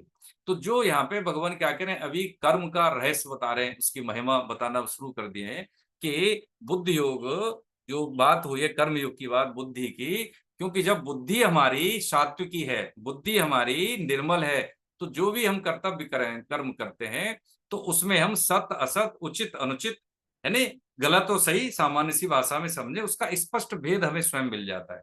अच्छा देखो कौन नहीं जानता? सब जानते हैं कि भाई समय का बर्बादी हम करेंगे, अनवांटेड चीजें मोबाइल पे देखेंगे, अनवांटेड साहित्य हम पढ़ेंगे, ठीक है, और हम समझेंगे गॉसिपिंग करेंगे तो इसका नुकसान होगा। हम सब जानते हैं समय हमारा आदर नहीं कर रहा है, यानी हम समय का नहीं कर रहे तो वो हमारा भी नहीं करेगा। हमारा क्वालिटी टाइम किस में जाता है? सुबह हम कितने बजे जगते हैं, रात को हम कितने बजे सोते हैं? देखो अध्याय 6 में सब बताएंगे भगवान, 4 में से ही बताना शुरू कर देंगे। ये बात समझने की है कि जो जब हमारे पास बायोलॉजिकली ऊर्जा ज्यादा होती है तब हम सबसे ज्यादा मिसयूज करते हैं शक्ति का। देखिए देश वो लोग चलाते हैं हमारा जिनके पास जीने के लिए चंद सांसें हैं, जिनके पास शरीर स्वस्थ नहीं है चलने फिरने के लिए, वो लोग डिसीजन लेते हैं। बताइए हमारा युवा क्या है, मोबाइल में बिजी है, सोशल मीडिया में बिजी है, मेरी पर्सनल लाइफ है वो क्लब कल्चर में बिजी है। ये उल्टा है ना, देखिए। ये बात अलग है कि हमारा, कहते हैं ना कि प्रयास हमारा ऊंट के मुंह में जी रहा है। ठीक है अनुपम जी, हाँ भारती जी, ये सब आप युवा हैं, यूथ हैं, इसलिए मैं बोल रहा हूँ आपको संबोधित करते हुए। प्रयास हमारा ऊंट के मुंह में जी रहा है, ये हम जानते हैं। लेकिन इतना भी जानते हैं कि जीरा भोजन का स्वाद भी बदल देता है। अगर जीरा सब्जी में नहीं है, और है तो नहीं है तब कैसा भोजन है तब कैसा भोजन है, आप देख लीजिए। इसलिए हर एक व्यक्ति आप में से फौलादी है, इसलिए हम ये मान के चलते हैं। क्योंकि यदि हम अपने ही बच्चों को समझा के ले गए, अपने परिवार की जिंदगी बना के ले गए, ठीक है, ये हम खप जाए अपने परिवार के लिए। गीता कोई द्वेष थोड़ी करना सिखाती है। गीता एक ऐसा ग्रंथ है जो मतलब जीवन को हवन भी कर दे, लेकिन उसको चोट तक न लगे, उसको आ भी न भरे, ऐसी गीता है। किसने कहा था बताइए? किसी ने कहा था? है भगत सिंह को कहा हो, विवेकानंद को कहा हो, विनोबा भावे को कहा हो, तिलक जी को कहा हो, गांधी जी को कहा हो, सुभाष चंद्र बोस को कहा हो, हम देख लें कितने महापुरुषों को देख लें। कौन किसी को कहता है? उनका अपना जीवट होती है, अपना निर्णय होता है। देखिए क्वालिटी का निर्णय जो होता है हमारा, ठीक है, गुणवत्ता, जो जिस निर्णय की गुणवत्ता है, यानी गुणवत्तापूर्ण निर्णय हमारी गुणवत्तापूर्ण जिंदगी के लिए प्रासंगिक होता है, या उसका वो कारक बनता है। तो इसलिए हम अपने परिवार से शुरुआत करें। समाज देश तो बहुत दूर की चीज, हम अपने परिवार से शुरुआत कर लेते हैं। क्या दिक्कत है? ये मेरे पिताजी हैं, मेरे माताजी हैं, मेरी पत्नी है, मेरे बच्चे हैं, मेरे पति हैं, उन्हीं के लिए करो ना। कौन कहता है दूसरे के लिए जाओ? उनके लिए करो, खप जाओ। कोई दिक्कत, हमें कुछ बदले होने चाहिए, हम सेवा करेंगे। ठीक है, अब बताइए ऐसा आदमी प्रिय होगा कि नहीं? ऐसे घर में क्या होगा, एक देखिए अभी देखो सत्य घटना बताए। या सुबह की क्लास होती है, संडे सुबह की 6 बजे, लोग 6 बजे आ जाते हैं वहाँ, बिल्कुल। हाँ, मुझे 4 साढ़े 4 बजे जगना पड़ता है, तब मैं 6 बजे पहुंचता हूँ उनके पास। सब बैठे होते हैं 6 बजे, बिल्कुल। हाँ, और वृद्ध जन होते हैं, और अच्छी एंट्री होती है उसमें। तो उसमें तो क्लास हो रही थी ऐसे ही, तो उसमें क्या, जैसे जब तक बच्चा है, उसकी शादी नहीं हुई, एक ही बेटा है उसका, उनका। और जब शादी हुई तो क्या हुआ कि वो गरीब परिवार से हुई, उनके बेटे की। तो जब बायना आता है, सब जानते होंगे कि जब जब लड़की विदा होती है अपने मतलब माता पिता के यहाँ से, तो मिठाई कुछ ऐसे करके लेके आते हैं ताकि वो जाए अपनी ससुराल में, तो कुछ बांटते हैं अपने सर्कल में। बायना बोलते हैं उसको, जानते होंगे। तो लड्डू कम थे, 10-15 किलो थे, जबकि उनका जो सर्किल था थोड़ा ज्यादा था। तो रात हो गई, तो उन्होंने कहा अपने हस्बैंड से, लड़की के ससुर से, कि नहीं ऐसा करो, कम से कम 40-40 किलो लड्डू तो ले आओ, कम पड़ेंगे। तो जब सुबह हुई तो सब उसके पड़ोसी और रिश्तेदार आए, तो बोला देखो जी, बहू की जो है ना, पिताजी ने तो देखो बहुत बायना दिया है, और हमें कहने की जरूरत नहीं पड़ी। अच्छा, वो लड़की सुन रही थी। अब देखो वो बिक गई वो तो ना, कि मेरी सास तो देखो कितनी अच्छी बात है, उसने तो मेरे पियर वालों की कमी को मेकअप कर लिया। अब देखिए, उस लड़की ने कभी भी अपनी सास की अवहेलना नहीं की। First impression is the last impression, कहावत है कि नहीं? यानी कोई लड़की 7 फेरे हो जाए उसके, तो कहाँ से बच्ची से वो मैच्योर कैसे हो जाएगी, बालक से मैच्योर कैसे हो जाएगी? एक एक रात में फेरे पड़े, और उससे उम्मीद कर लेते हैं हम। अरे भाई, वो सीख रहा है, वो वहां से घर से यहाँ आई, उसको तो स्पेस तो दें, उसको मौका तो दें अपने आप को समझाने का। हम उससे उम्मीद, पति अलग उम्मीद करेगा, सास अलग करेगी, ससुर अलग, उसके घर वाले, अरे भाई कैसे लोग हैं हम, है ना? तो फिर भी बेचारी वो फेस करती है इन चीजों को, है ना? तो हम क्या करते हैं, हम जिंदगी को नरक बना देते हैं दूसरे को। तो पक्की बात है, दुखिया को न सताइए, दुखिया देगा रोए, दुखिया के मुखिया सुने तो तेरी गति क्या हो। देखिए, ये बहुत बड़ी बात है कि हमारे घर में कोई बच्ची है, तो हमारी भी बच्ची किसी दूसरे के घर में जानी है। बहुत अच्छा परिवार है उनका। अब वो लड़की, सास और माँ में कोई अंतर नहीं, वो जाती नहीं वो पियर के लिए वो नहीं है, खुश नहीं रहती जाने में। ठीक है, अब वो बड़ी सेवा करती है, वो भी खुश है, वो भी खुश है। हम देखो, जब हम किसी का वर्ण करते हैं, वर्ण का मतलब करते हैं स्वीकार करना, सदगुरु का वर्ण करना है, पत्नी का वर्ण किया हमने, पाणी ग्रहण का मतलब वर्ण, कि आप मेरे हैं, आप अच्छे हैं बुरे हैं, आप मेरे हैं। मित्र ऐसे ही तो होता है कि मित्र है, हट तू ठीक है, अच्छा बुरा है मेरा है। इसका मतलब क्या है, जब उसमें कमियां हैं तो मेरी कमी होगी ना, हम उसको एडजस्ट करेंगे, हम स्वीकार करते हैं। अब देखिए कितना जीवन होता है। जीवन अलग से नहीं मिलता हमें अच्छा जीने के लिए, खुश जीवन जीने के लिए, खुशहाल जीवन जीने के लिए, आनंदपूर्ण जीवन जीने के लिए कौन सा पन आएगा? अच्छा बताएं आप, कौन सा पन आएगा? कौन सा ऐसा समय मिलेगा जब हम कहेंगे हम आनंद से जीवन जिए? नहीं मिलेगा कभी। यही है, अभी अभी रगड़ में, अभी व्यस्तता में, अभी प्रॉब्लम में, अभी है, हाँ अभी है। तो जब हम ये अप्रोच रखेंगे, अभी हमें जीना है। गीता हमें क्या करती है, वर्तमान का सदुपयोग करना सिखाती है। गीता गीता हमें ये भेदभाव नहीं सिखाती, गीता हमें समर्पण सिखाती है। गीता हमें, हम जिस स्टेज पे है उस स्टेज पे दूसरों के साथ कैसा व्यवहार करें वो सिखाती है। गीता हमें सिखाती है कि अकर्मण्य को भी हम केवल कैसे कर लें, उपयुक्त बना लें। हम ऐसे वातावरण में कितना ही नेगेटिव हो, लेकिन हम वहां पे बंजर जमीन में हम फूल उगा दें। गीता का साधक में वो ताकत होती है, बिल्कुल होती है, इसमें कोई दो राय नहीं है। क्योंकि उसके साथ पूरा सृष्टि का विधान काम करता है, भागवतिक विधान काम करता है। क्यों भागवतिक विधान काम करता है? जैसे मान लीजिए किसी ने बोल दिया हमें, बहुत बड़े कंपनी के मालिक ने, कि भाई तुमको ये काम करना है और तुमको ऐसे करना है, तो हम वही करेंगे। यदि उसमें फेलियर हो गए हम, तो हमारी कमी नहीं है, उनकी कमी है। ऐसे ही जो भगवान कह रहे हैं, ये गॉड मेड वाणी है, ये किसी व्यक्ति की नहीं, कि तुमको ऐसे ऐसे आचरण करने हैं। यदि इसमें हम असफल भी होते तो असफलता हमारी नहीं है, और हमें कोई दोष भी नहीं लगेगा। कह रहे ना तू मार अपने दादाजी को, मार अर्जुन को, कोई दोष नहीं लगेगा। लेकिन वो कह रहा है कि नहीं नहीं दोष लगेगा, कि देखिए दोष तब लग जाएगा तू नहीं मारेगा। मैं कह रहा हूं ना, तू मार, नहीं लगेगा, और देखो जीता। तो यदि हमें जीवन में जीतना है, तो गीता को तो सी गीता में गोता लगाना ही पड़ेगा, तभी हमारी बुद्धि शुद्ध होगी। नहीं तो जी प्रभु जी कितने ही हम उपचार कर ले, कुछ होने वाला नहीं है। और नहीं माने तो प्रभु जी करके देख लीजिए, सिंपल सी बात है। अब तक हुआ है ऐसा ही पूरा। लेकिन हमारा तो फिर भी निवेदन है कि आप एक बार पढ़ लीजिए, अच्छे से समझ के पढ़ लीजिए, और इसको थोड़ा सा आचरण में अनुष्ठान करके देख लीजिए। तो आप घर में, परिवार में, और मैं तो ये कहूंगा आप ट्रेन में भी जाएंगे, ट्रेन में आपको कोई नहीं जानता, ठीक है, ट्रेन में तो आप सबसे पहली बार ही मिलते हैं। ट्रेन में भी आपको बिल्कुल ऐसा लगेगा कि पता नहीं ये कैसे जानते हैं मुझे। हाँ बिल्कुल आप पहली बार बोलेंगे, लेकिन लगेगा आपको कि ये तो बहुत अच्छा व्यवहार कर रहे हैं, क्योंकि आपके साथ आपका ऑरा होगा। हमारा ऑरा जो है हमारे शरीर से पहले चलता है, हमारे बोलने से पहले बोल देता है, हमारे एक्ट करने से पहले अपना एक्ट कर देता है वो। इसलिए सामने वाला भी कई बारी वो व्यवहार नहीं कर पाता है, बिल्कुल नहीं कर पाता है, गलत व्यवहार नहीं कर पाता है। ये ताकत किसकी है? कि हमारे जो व्यवहार में अशुद्धियां होती हैं उसको हमने दूर किया है, अपने है वैल्यू एडिशन की जो पावर होती है ना, ये बात। ठीक है, हरे कृष्ण। तो अब इसमें देखिए क्या है, बुद्धि युक्तो जता जहातीय उभे सुकृत दुष्कृते तस्माद योगाय युज्यस्व योग कर्मसु कौशलम, योग कर्मसु कौशलम।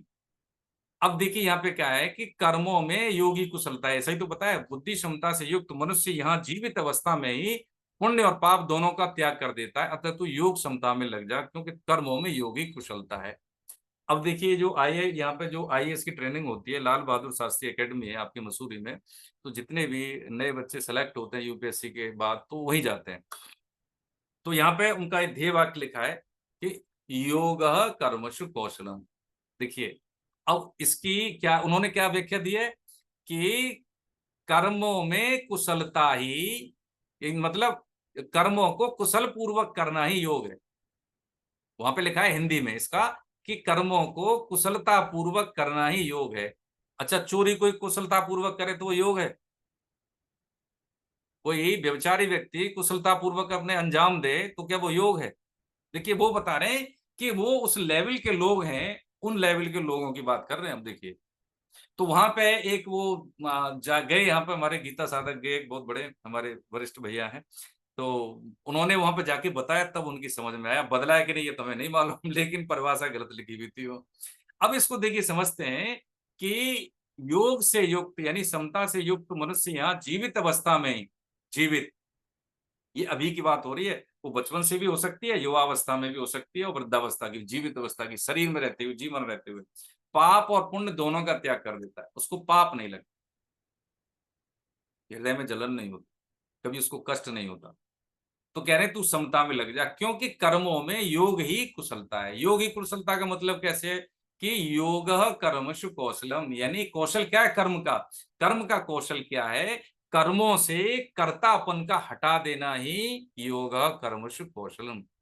कर्तापन का मतलब क्या हो गया? कर्तापन का ये हो गया कि मेरा काम क्या है, कर्तव्य करना 2.47, लेकिन फल की इच्छा नहीं करना, यानी निष्काम भाव से कर्म करना ही योग कर्मशु कौशलम। यही भगवान से जुड़ना है। जब मान लीजिए हम दो ही हैं, दो चीज, जीवात्मा बीच में, एक तरफ संसार है, सृष्टि है, एक तरफ परमात्मा है, पेंडुलम की तरह ऐसे है ना। यदि हम संसार से विमुख हैं तो सीधी सी बात है परमात्मा के सम्मुख है, इतनी सी बात है। केंद्र में जब ईश्वर रहता है, केंद्र में ईश्वर रहता है, तो क्या होता है कि हम संसार में रहते हुए भी संसार हमें भासता नहीं है, संसार में रहते हुए भी संसार हमें भासता नहीं। जैसे होता है ना कई बारी कि मान लीजिए किसी का कोई घटना, बैड न्यूज मिल गया और उसको जाना है, ट्रेन से जाना है, ठीक है, प्लेन तुरंत नहीं मिलता, तो क्या करते हैं कि रिजर्वेशन नहीं है, चले गए, तो हमें धक्का मुक्की मिलेगी, लेकिन उस धक्का मुक्की से हम प्रभावित नहीं होते, दिमाग रहता कैसे ही पहुंच जाए, कोई कुछ कहेगा, कोई कुछ कहेगा, कोई धक्का देगा, लेकिन हम भीड़ में भी चले जाएं, क्योंकि हमारा ध्यान कहाँ है कि मुझे वहां पहुंचना है। ऐसी चटपटी लगी होती है जिसको जीवन के प्रति कि मेरा समय बर्बाद नहीं हो, मुझे अपना कर्तव्य कर्म करके निकल जाना है। अच्छी भी परिस्थिति नहीं रहती हमेशा, बुरी भी परिस्थिति हमेशा नहीं रहती, लेकिन मुझे क्या करना है, धर्मयुक्त आचरण से अपना कर्तव्य कर्म करना है। बस ये एक निश्चयात्मक बुद्धि की बात जो भगवान ने बताई थी, यदि वो रही तो व्यक्ति का कभी भी पतन नहीं होता। प्रभु जी, हाँ अनुपम जी कुछ कहना चाह रहे हैं, प्रभु जी बताएं। हरे कृष्ण, इनको अनम्यूट कर दीजिए मैडम जी। कुछ कहना चाह रहे हैं अनुपम जी? जी अनुपम जी, आप हाँ unmute- जी, हाँ जी, एक प्रश्न है। हरे कृष्णा, मैं जानना चाह रहा हूँ कि समता और अनासक्ति और वैराग्य में क्या अंतर है? क्या ये तीनों एक हैं कि अलग अलग हैं? क्षमता, अनासक्ति और वैराग्य। आसक्ति का अनासक्ति। अनासक्ति। अनासक्ति का मतलब आसक्ति का विपरीत, अनासक्ति का मतलब है आप आसक्त नहीं है, ठीक है। जी जी। समता का मतलब होता है कि यदि हम कोई भी कार्य करते हैं तो उसमें सफल हो या असफल हो उससे विचलित नहीं हो, समान। समता का मतलब है कि स्थिति प्रज्ञ का और समता एक ही बात है कि हमारे मन में, हमारे व्यवहार में या हमारे स्वभाव में असफल होने पे और सफल होने पे, सफल होने से क्या फूले नहीं और असफल होने से हम भूले नहीं किसी को या भगवान को नहीं भूले, ऐसा मान लें कि हम सफलता और असफलता से हमारे व्यवहार में कोई परिवर्तन न दिखे, समान रहे। सफल होगे तो ठीक है, असफल होगे तो विचलित न हो, ये तो होगी समता। और एक आपने पूछा वैराग्य, वैराग्य का मतलब होता है राग न होना, बेराग। राग, वैराग्य किसी में राग से, यानी किसी से हमें अगर राग है, जैसे मान लीजिए आप हैं, फिर आपसे मिलते, मेरा आपसे विशेष हो गया, देखिए अनुपम जी से बहुत मेरा अच्छा व्यवहार बनता है, अरे आप आ गए तो मुझे अच्छा लगा, तो जैसे मेरा आपसे अटेंशन है तो इसका मतलब है कि दूसरे से मेरा उतना नहीं है तो द्वेष हो गया।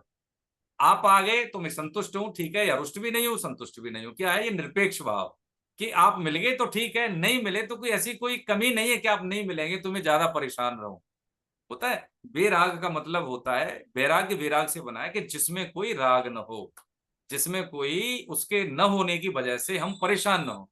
यदि हम किसी से राग है तो सीधी सी बात है किसी से द्वेष भी होगा। आप अच्छे लग रहे हैं तो कोई मुझे ऐसा जरूर है कि वो अच्छा नहीं लगा होगा, क्योंकि आप अच्छे लग रहे हैं ना किसी कारण से, तो वो मुझे किसी कारण से, कोई दूसरे में वो कारण नहीं मिलेंगे तो वो मुझे बुरा लगेगा, ठीक है। इसलिए सृष्टि में ये बात समझने के लिए कि भगवान ने देखिए शेर भी बनाया है और वो एक जानवर बनाया जो उसका भोजन बनता है। तो सृष्टि में समान भाव रखने के लिए अच्छे और बुरे सबका उपयोग है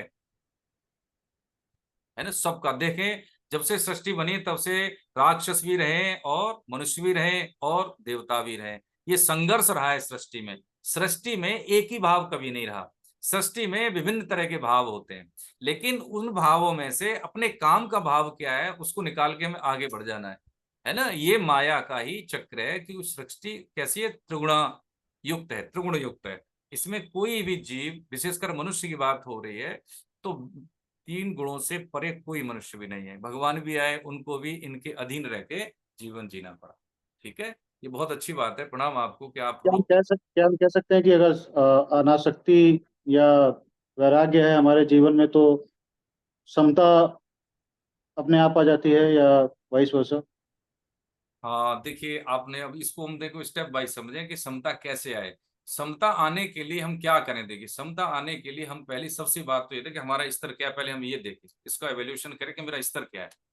ऐसी नहीं आएगी, इसमें थोड़ा सा अपना मूल्यांकन करके हमें आगे बढ़ना पड़ेगा कि हम पहले सत्य बोलते हैं कि नहीं। पहले तो सत्य, यम और नियम। देखिए कोई भी, हमने पहले निवेदन किया था, कोई भी योग साधने से पहले, समता क्या है, योग ही तो है, हमें यम नियम साधने होंगे, सत्य, अहिंसा, अपरिग्रह, अस्तेय, ब्रह्मचर्य, ठीक है। हम गृहस्थ हैं तो हमारा जैसे पत्नी के साथ वो पत्नी भावो, बाकी सब हमारे लिए माताएं बहनें। जो हम बोलते हैं वही हम करते हैं, जो दिखता है वही हम कहते हैं, सत्य। अस्तेय का मतलब होता है किसी दूसरे की वस्तु को अपना कभी नहीं माने। अपरग्रह का मतलब अनवांटेड चीजें, बाकी ग्रह से तो थोड़ा तो संग्रह करना पड़ेगा, ठीक है। ये और क्या है, सोचाचार, शुद्ध खान पान, ये नियम के है ना, शुद्ध खान पान, समय से जगना, सूरज निकलने से पहले स्नान ध्यान कर लेना, ये क्या चीज है, ये हमारे शरीर को पवित्र करती हैं आदतें। जब हमारा शरीर शुद्ध होता है, पवित्र होता है, तो चीजें फिर अनुभव में आने लगती हैं। एक बात और, अब आपके अंदर दैवी गुण आ गए और पहले से कुछ आसुरी गुण हैं, तो देव और आसुरी गुण जैसे होता है देवताओं का, देवताओं और दैत्यों ने जब समुद्र मंथन किया था तो सबसे पहले क्या निकला था, जहर। सब जानते हैं 14 रत्न लिखने, पहला रत्न क्या था, जहर, जो भगवान शिव ने पिया और यहीं पर जम गया। जब वो पीने लगे तो उन्हें होश आया, करे भाई अंदर तो मेरे भगवान राम रहते हैं, तो उन्होंने क्या किया, उसको यहीं पे गले में ही अटका लिया, तो गला उनका नीला पड़ गया, तभी से उनका नाम नीलकंठ हो गया। तो ऐसे ही ये है कि हर जीव, हर मनुष्य जब ये अच्छे बुरे का व्यवहार करता है, तो क्या करता है, उसके अंदर ये होश आ गया, विवेक जागृत हो गया, जैसे आपने कहा मुझे ऐसा करना है, ठीक है। तो क्या है कि पहले से कुछ हमारे में निषिद्ध व्यवहार होंगे, निषिद्ध चिंतन होंगे, निकृष्ट हमारी भावनाएं होंगी, तो उन दोनों में क्या होगा, मंथन, उससे क्या निकलेगा, पहले बुरे विचार निकलेंगे, तो घबराने की जरूरत नहीं, निकल जाने दो। उसके बाद फिर रत्न निकलेंगे, फिर आप में शांति आ जाएगी। सबसे पहला क्या है आपका जो परिणाम आएगा इसका, शांति, धैर्य युक्त आचरण। आप चीजों को देखेंगे पहले, एकदम रिएक्ट नहीं करेंगे, कितनी शांति मिल जाएगी। आपको लगेगा भी नहीं कि मैं धीरे धीरे काम कर रहा हूं तो लेट तो नहीं हो जाएगा, नहीं नहीं नहीं, जिस काम के लिए जितना समय लगता है आप उतना ही देंगे, फिर वहां से आपकी यात्रा शुरू हो जाएगी। बड़ा आनंद आएगा जिंदगी में, देखिए करके, इसमें कोई प्रमाण की जरूरत नहीं है। आपको मतलब जीने का नजरिया ही बदल जाएगा। आपके सामने, जैसे हम कहते हैं सामान्य लोग पैसे के आगे अपना सारे सिद्धांत भूल जाते हैं, गलत झूठ बोल जाते हैं, कुछ भी बोल देते हैं, चापलूसी तक करने को तैयार हो जाते हैं, वो आपको लगेगा कि आपके सामने त्रिभुवन की संपत्ति भी मिल जाए तब भी विचलित नहीं होंगे, ऐसा होश पूर्वक विवेक जागृत होगा। पक्की बात है, करके देखिए। तो ये जो समता है, इसको लाने के लिए दो स्तंभ में, यम और नियम, ये करेंगे अपने आप आ जाएगी। इसको आने के बाद क्या है कि बचना और पचना, इसको ध्यान में रखें, तो एक दिन की कमाई इकट्ठी होगी, धीरे धीरे धीरे धीरे धीरे धीरे। साथ में भगवान नाम जप, ईश्वर का नाम जरूर लेते रहना, क्योंकि हमारे जो भी बाधाएं आएंगी वो बाधाएं फिर हट जाएंगी। शिविर बाधाएं होंगी वो भी इतना आपको असर नहीं करेंगी। देखिए शरीर में ये सब पहले से निर्धारित होता है कि इतनी एज पे ये रोग होगा, इतनी एज पे अच्छा होगा, इतनी एज पे बुरा होगा।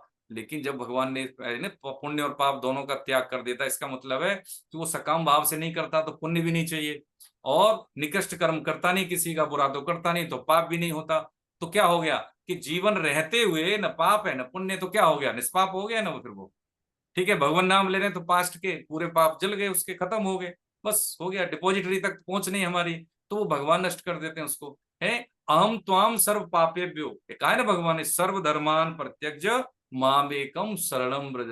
तो सारे योग बता देंगे गीता का, जब उपदेश समाप्त हो रहा है तो कह रहे अर्जुन देख तू छोड़, सब छोड़, तुम सब छोड़, अब जो मैंने बताया तू छोड़, क्या कर, सर्व धर्मान परित्यज्य, सभी धर्मों का त्याग नहीं, सभी धर्मों के आश्रय का त्याग, माम एकम शरणम, माम एकम, केवल और केवल मेरी शरण हो जा। मेरी शरण होने का मतलब है जो मैं कह रहा हूं भैया तू वो मान ले।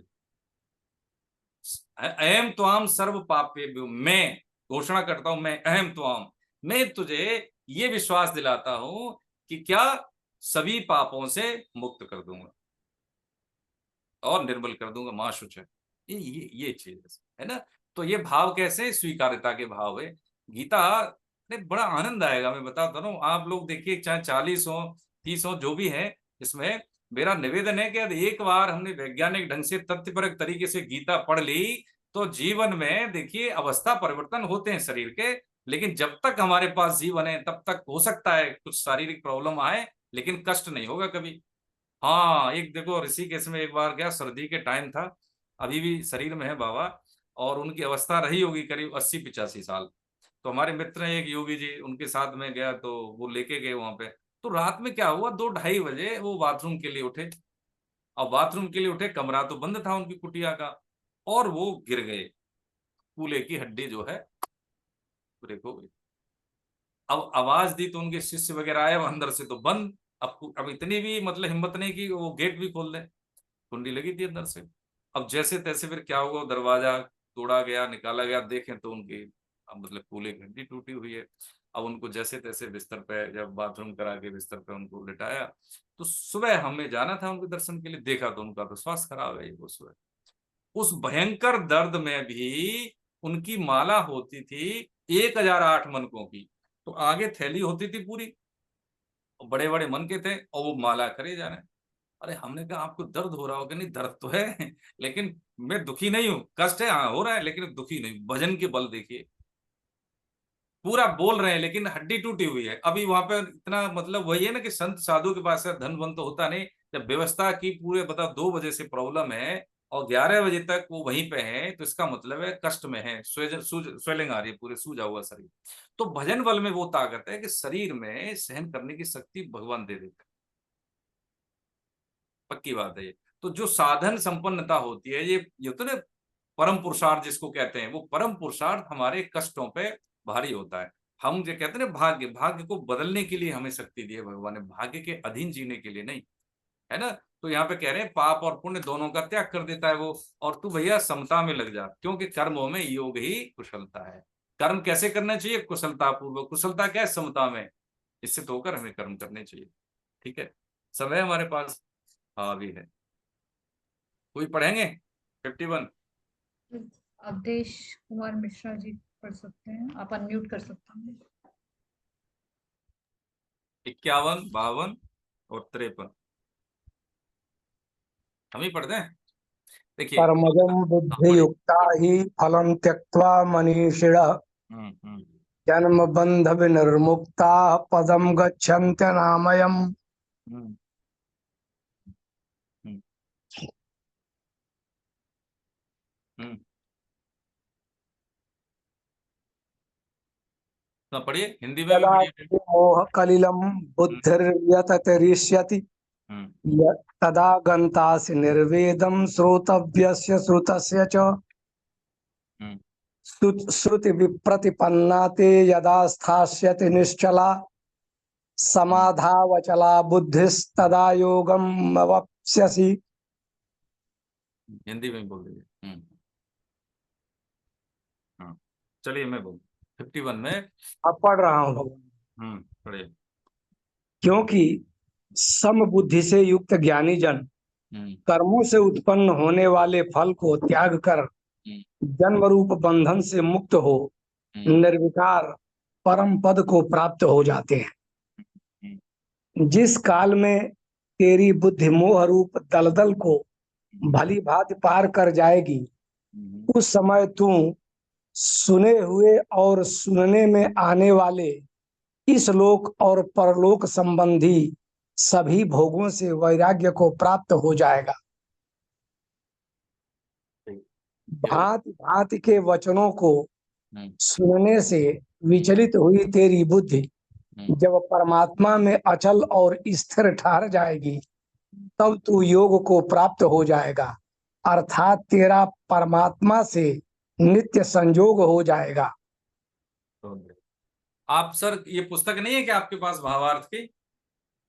ये अगर इसमें बदलता जाता तो मैं पढ़ लेता, प्रयास यही मैंने किया है। जब श्लोक नहीं बदला है तो पुरानी पुस्तक लिया है अपनी, जो गीता प्रेस की है। हाँ बहुत बढ़िया, वो एक ही है, ठीक है, कोई दिक्कत नहीं। नहीं मैं आपको आपने मतलब आपको पुस्तक मिली कि नहीं, मैं तो ये पूछ रहा पुस्तक नहीं मिली है, गीता प्रेस की पुस्तक है मेरे पास। हूँ। शुभ नाम क्या है आपका? अवधेश कुमार मिश्र। अवधेश कुमार मिश्र, मैं चलिए नोट कर लेता हूँ। आपका नंबर क्या है?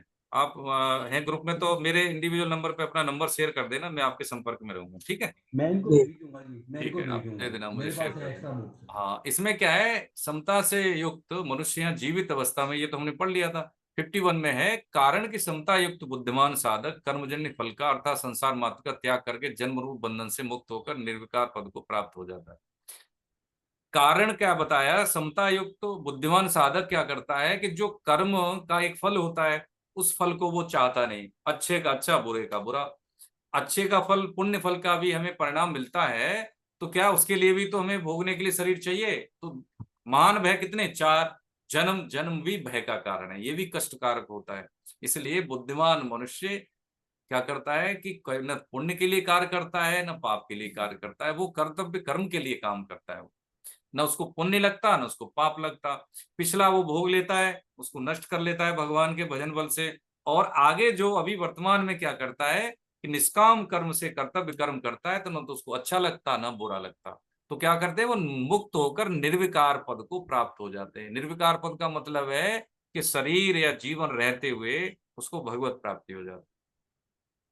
आगे इसमें जैसे इसमें 52 में जिस समय तेरी बुद्धि मोह रूपी दलदल को भली भांति तर जाएगी, उसी समय तू सुने हुए और सुनने में आने वाले भोगों से वैराग्य प्राप्त हो जाएगा। महाराज नहुष, नहुष थे ये पांडवों के, यानी जो था ये कुरुवंशियों के पूर्वज थे। ये इतने शक्तिशाली थे, इतने पुरुषार्थी थे कि इनको इंद्र की उपाधि मिली। तो जब इनको भगवान ने जब बोला भाई तुमको इंद्र पद मिलना है, तो उन्होंने कहा देखो महाराज, मुझे तो कोई देवताओं का गुण नहीं है, अब मैं इंद्र बनूंगा तो देवताओं का अधिपति बन जाऊंगा, तो मेरे पास वो क्षमता नहीं है। कि नहीं नहीं, जब आप इसको स्वीकार कर लेंगे तो सभी देवताओं की आदि आदि शक्ति आप में आ जाएगी। है, चंद्रमा की आदि शक्ति आप में, वरुण की है ना, और जितने भी अग्नि देवता की, वायु देवता, सबकी शक्ति आप में आ जाएगी, और आपकी शक्ति तो इंद्र की रहेगी। इसलिए आपके व्यक्तित्व में स्वाभाविक रूप से उनसे श्रेष्ठता होगी। अभी आप में अकिंचन भाव लग रहा है। उन्होंने कहा ऐसी बात है तो ठीक है महाराज। जैसे उन्होंने स्वीकृति की तो इंद्र देवता की, मतलब इंद्र बन गए भाई, त्रिभुवन स्वामी इंद्रदेव बन गए। तो अब जो जब जब पूरा जब होता है ना कि जब व्यक्ति को प्रतिष्ठा मिल जाती है तो उसका कभी कभी जमीन पर पैर पड़ते नहीं, उनके साथ भी ऐसा हुआ। अब क्या हुआ, उनको लगा कि जो इंद्र तो बन गए, लेकिन जो पूर्व में इंद्र थे उनकी पत्नी, उन्होंने कहा कि भाई जो इंद्राणी है तो वो तो फिर मेरी पत्नी है।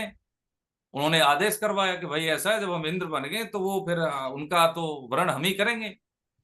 तो बड़ी समस्या हुई उनको। वो ब्रह्मा जी के पास गई, उन्होंने बृहस्पति, देवताओं के गुरु बृहस्पति जी, तो उन्होंने कहा महाराज ऐसे तो ये तो हमें अपवित्र कर देगा ये तो, और इस तरह से हमें बोल रहे हैं कि नहीं नहीं, इसका अहम ही ना इसका पतन करवाएगा। तो अभी उनसे समय ले लो कि हमें सोचने विचारने का वक्त चाहिए, आप यही कहिए। तो ऐसा कहा गया, लेकिन वो भी वक्त निकला। तो फिर उसने बोला कि भाई अब तो समय हो गया, लेकिन ऐसा तो नहीं, हमारे आदेश की अवहेलना हो रही है। तो बृहस्पति गुरु तो गुरु होते, उन्होंने कहा उनको बोलो। उन्होंने समझा कि देखो ये कोई ऐसा पाप करे कि इसको तुरंत उसका परिणाम मिले। तो उन्होंने बोला कि सची को बोला कि तुम ऐसा बोलो कि आप जो है सप्तऋषि के द्वारा पालकी में बैठ के आएंगे, और जल्दी आओ, हम कब कह रहे हैं, लेकिन सप्तऋषि आपकी पालकी को लेके आए तब आना, आप नहीं तो नहीं आना। हमने कहा अच्छा। तो सप्तऋषि तो जान ही रहे हैं, सृष्टि के शुरुआत में सप्तऋषि तो बड़े भाई महापुरुष हैं, वो तो भगवत स्वरूप ही हैं। तो और इंद्र का आदेश तो आए। आए तो क्या हुआ, उनको पालकी में जोत दिया उसने, कहार लगते ना, उनको जोत दिया, उन्होंने उठा भी ली। लेकिन अहम की और धृष्टता की हद देखिए कि उनको जल्दी ले जाने के लिए, एक संस्कृत में शब्द होता है सर्प, सर्प का मतलब होता है जल्दी जल्दी जल्दी। तो उन्होंने लात मारी उनको, एक सप्तऋषि को लात मार दी कि जल्दी चलो। अब जैसे ही तो भाई, अब तो इतना धृष्टता थोड़ी बर्दाश्त करते हैं। जाने का सर्प सर्प बोला तो कहते हैं जा तू सर्प बन जा। तो तुरंत वो अजगर बने। और अजगर थे, जब देखेंगे कि जब वहां पे एक बार जा रहे थे भीम, तो उनको पकड़ लिया था भीम को। तो जब युधिष्ठिर आए, जब भगवान श्री कृष्ण आए वहां पे, तो उन्होंने वास्ता दिया कि भाई तुम नहुष हो, महाराज नहुष, और आप इनके ही पूर्वज हैं। और आप, तो उन्होंने कहा, वो सर्प योनि में भी कहा भाई मेरा तो भोजन है अभी, मैं कोई वंश नहीं जानता हूं, मैं अभी अजगर योनि में हूं। तब उन्होंने याद दिलाया उसको, लेकिन उसके बाद भी उन्होंने नहीं छोड़ा। एक महाभारत में कहानी है ये बहुत बड़ी। तो कहने का मतलब ये है कि मोह रूपी दलदल में यदि अज्ञान रूपी जो वृत्ति होती है व्यक्ति की, वो उचित अनुचित में भेद नहीं कर पाती। यदि कोई प्रतिष्ठा के ऊंचे पायदान पर बैठा है लेकिन उसके अंदर अज्ञान है, तो उसका पतन होने में देर नहीं लगती, चाहे वो इंद्र ही क्यों न हो। इसलिए जो सयाना साधक होता है कभी भी भोग रूप के लिए कभी भी उत्सुक नहीं होता। कागभूषणी जी को जब भगवान वर दे रहे हैं, लोमस ऋषि के श्राप से वो कौए की योनि मिली, एक प्रकरण है। उसमें क्या हुआ कि उस श्राप से क्या हुआ कि वो विचलित नहीं हुए। देखिए समता की बात। और जब विचलित नहीं हुए तो ऋषि बोले कि अरे इसको मैंने इतना भयंकर श्राप दे दिया और ये अभी विचलित नहीं हुआ, कि मुझे बड़ा अच्छा लगा कि तू विचलित नहीं हुआ, तूने इसका कोई कारण नहीं पूछा, केवल प्रणाम किया कि इसमें भी कोई भल मनसायत होगी, भगवान का कोई विधान होगा, इसलिए आपने मुझे श्राप दिया है। तो चल तेरे को ये विवेक हमेशा रहे, कौवे की योनि में भी तेरी बुद्धि शुद्ध रहे। ऐसा उनको तुरंत श्राप के बाद ये उनको वरदान दे दिया। फिर जब उन्होंने 2-3 बातें कही कि जा तू कौवा की योनि में भी रहेगा, तेरे को भगवान के दर्शन होंगे, देख लीजिए। अब उन्होंने कहा कि भाई देख, अगर तू चाहे तो मैं तेरे को ये श्राप से मुक्त कर सकता हूँ, लेकिन श्राप तो घटेगा, लेकिन ये क्षीण हो जाएगा। कि नहीं नहीं महाराज, मुझे नहीं चाहिए, मुझे कौवा की योनि दे दियो, मुझे क्या करना उस शरीर से। वो शरीर किस काम का जिससे, देखिए हम समझ रहे हैं मोह रूपी दलदल, वो शरीर किस काम का जिससे मुझे विभिन्न कीड़े मकोड़े की योनियां मिले। ये शरीर ठीक है, कौवे का ही शरीर है, लेकिन जिससे मुझे भगवत दर्शन होंगे, मैं उनकी लीला में शरीक रहूंगा, मुझे भगवत चर्चा करने को मिलेगी। और शरीर का क्या उपयोग होता बताइए। मनुष्य शरीर पाकर भी मैं केवल कीड़े मकोड़े की जिंदगी जीऊं, है, केवल राग द्वेष में फंसा रहा हूं, केवल भोग बुद्धि में ही फंसा रहा हूं, ये तो पतनकारी है महाराज, मुझे वैसी नहीं चाहिए, मुझे तो कौवा की योनि रहने दो। देखिए जब भगवान के दर्शन हुए त्रेता में, तो उन्होंने वरदान मांगने के लिए क्या भगवान ने, तो उन्होंने कहा कागराज कुछ भी मांग लो, ये ऐश्वर्य फलाना ढीक ऐसे करके बोला। उन्होंने कहा महाराज छोड़ो, जो देना चाहिए वो तो दे नहीं रहे, हमें नहीं चाहिए। जब वो ऋषि का श्राप मिला उनको, उसको भी उन्होंने स्वीकार कर लिया, तो ऐसा व्यक्ति कम से थोड़ी संतुष्ट होगा। देखो वो नहीं चाहिए, देखो बनाओ मत प्रभु। तो कहते भाई कागराज तुम बहुत बहुत सयाने हो, आपने ये तो मिलेगा ही मिलेगा। जो अनपायनी भक्ति का उन्होंने मांगा, वो अनपायनी भक्ति थी। आज भी वो देखिए काग भूषणी जी, हाँ, उनका 24 घंटे भगवत चर्चा होती है। जो पक्षियों के राजा, भगवान के वाहन गरुड़, गरुड़ उनके शिष्य बन के उनसे देख लिए भगवत चर्चा में गए, उनको गुरु पद से स्वीकार किया। ये क्या है, मोह रूपी दलदल। ये बात ये है कि आप क्या हैं कोई मायने नहीं रखता, आप कैसे हैं ये मायने रखता है। सूरदासी, रैदासी, आप देख लें, ये जो वो उन लोगों का बात जो चतुर्थ वर्ण में आते थे, जूता गांठते थे रैदासी, है ना, उनकी बिल्कुल सच्ची घटना है। ये तो अभी की घटना है ना, ये तो कुछ ज्यादा पुरानी नहीं है, ये तो प्रमाणिक चीज है। कि जब वो एक बार जा रहे, इनका एक मित्र था, ब्राह्मण मित्र था इनका, तो पंडित मित्र था। तो एक दिन वो जा रहे थे, तो कहता यार तुम गंगा जाते नहीं हो, गंगा जी के दर्शन है बनारस पास में पड़ता था, कि तुम कभी तो चला करो भाई। कह रहे नहीं महाराज, हम कहाँ, हमारे पे काम की फुर्सत नहीं है, आप ही जाओ। एक दिन क्या हुआ कि श्राद्ध चल रहे थे, तो श्राद्ध में फिर आए कि भाई आज तो पूर्णमासी है, श्राद्धों का अंतिम दिन है, तुम कुछ तो सोचा करो, चलो। अरे महाराज तुम बार बार कहते हो, ऐसा करो हमारी तरफ से ये केला दे देना माता गंगा, बोल देना कि रैदास ने भेजा है, और ठीक है। तो ब्राह्मण जी अपना तर्पण करने गए, तो वहां पे जो भी था सब गंगा जी ने प्रोवाइड किया। फिर उनको याद आया कि रैदास ने मुझे केला दी, तो केला उठा के दिया कि गंगा मैया ये लो, ये रैदास जी का। तो वहां से हाथ निकला, तो वहां पे हाथ में रख दिया, हाथ निकला बड़ा जी। फिर निकला हाथ, तो उसमें से कंगन निकला। तो वहां से मतलब आवाज निकली हाथ के साथ कि ये रैदास जी को दे देना। तो गूंजे वाणी, जैसे आकाशवाणी कहते हैं ना, तो गूंजे हुई आवाज थी, तो लग नहीं रही थी कि, लेकिन उनको सुनाई दे रही थी कि ये रैदास जी को दे देना। उन्होंने ले लिया।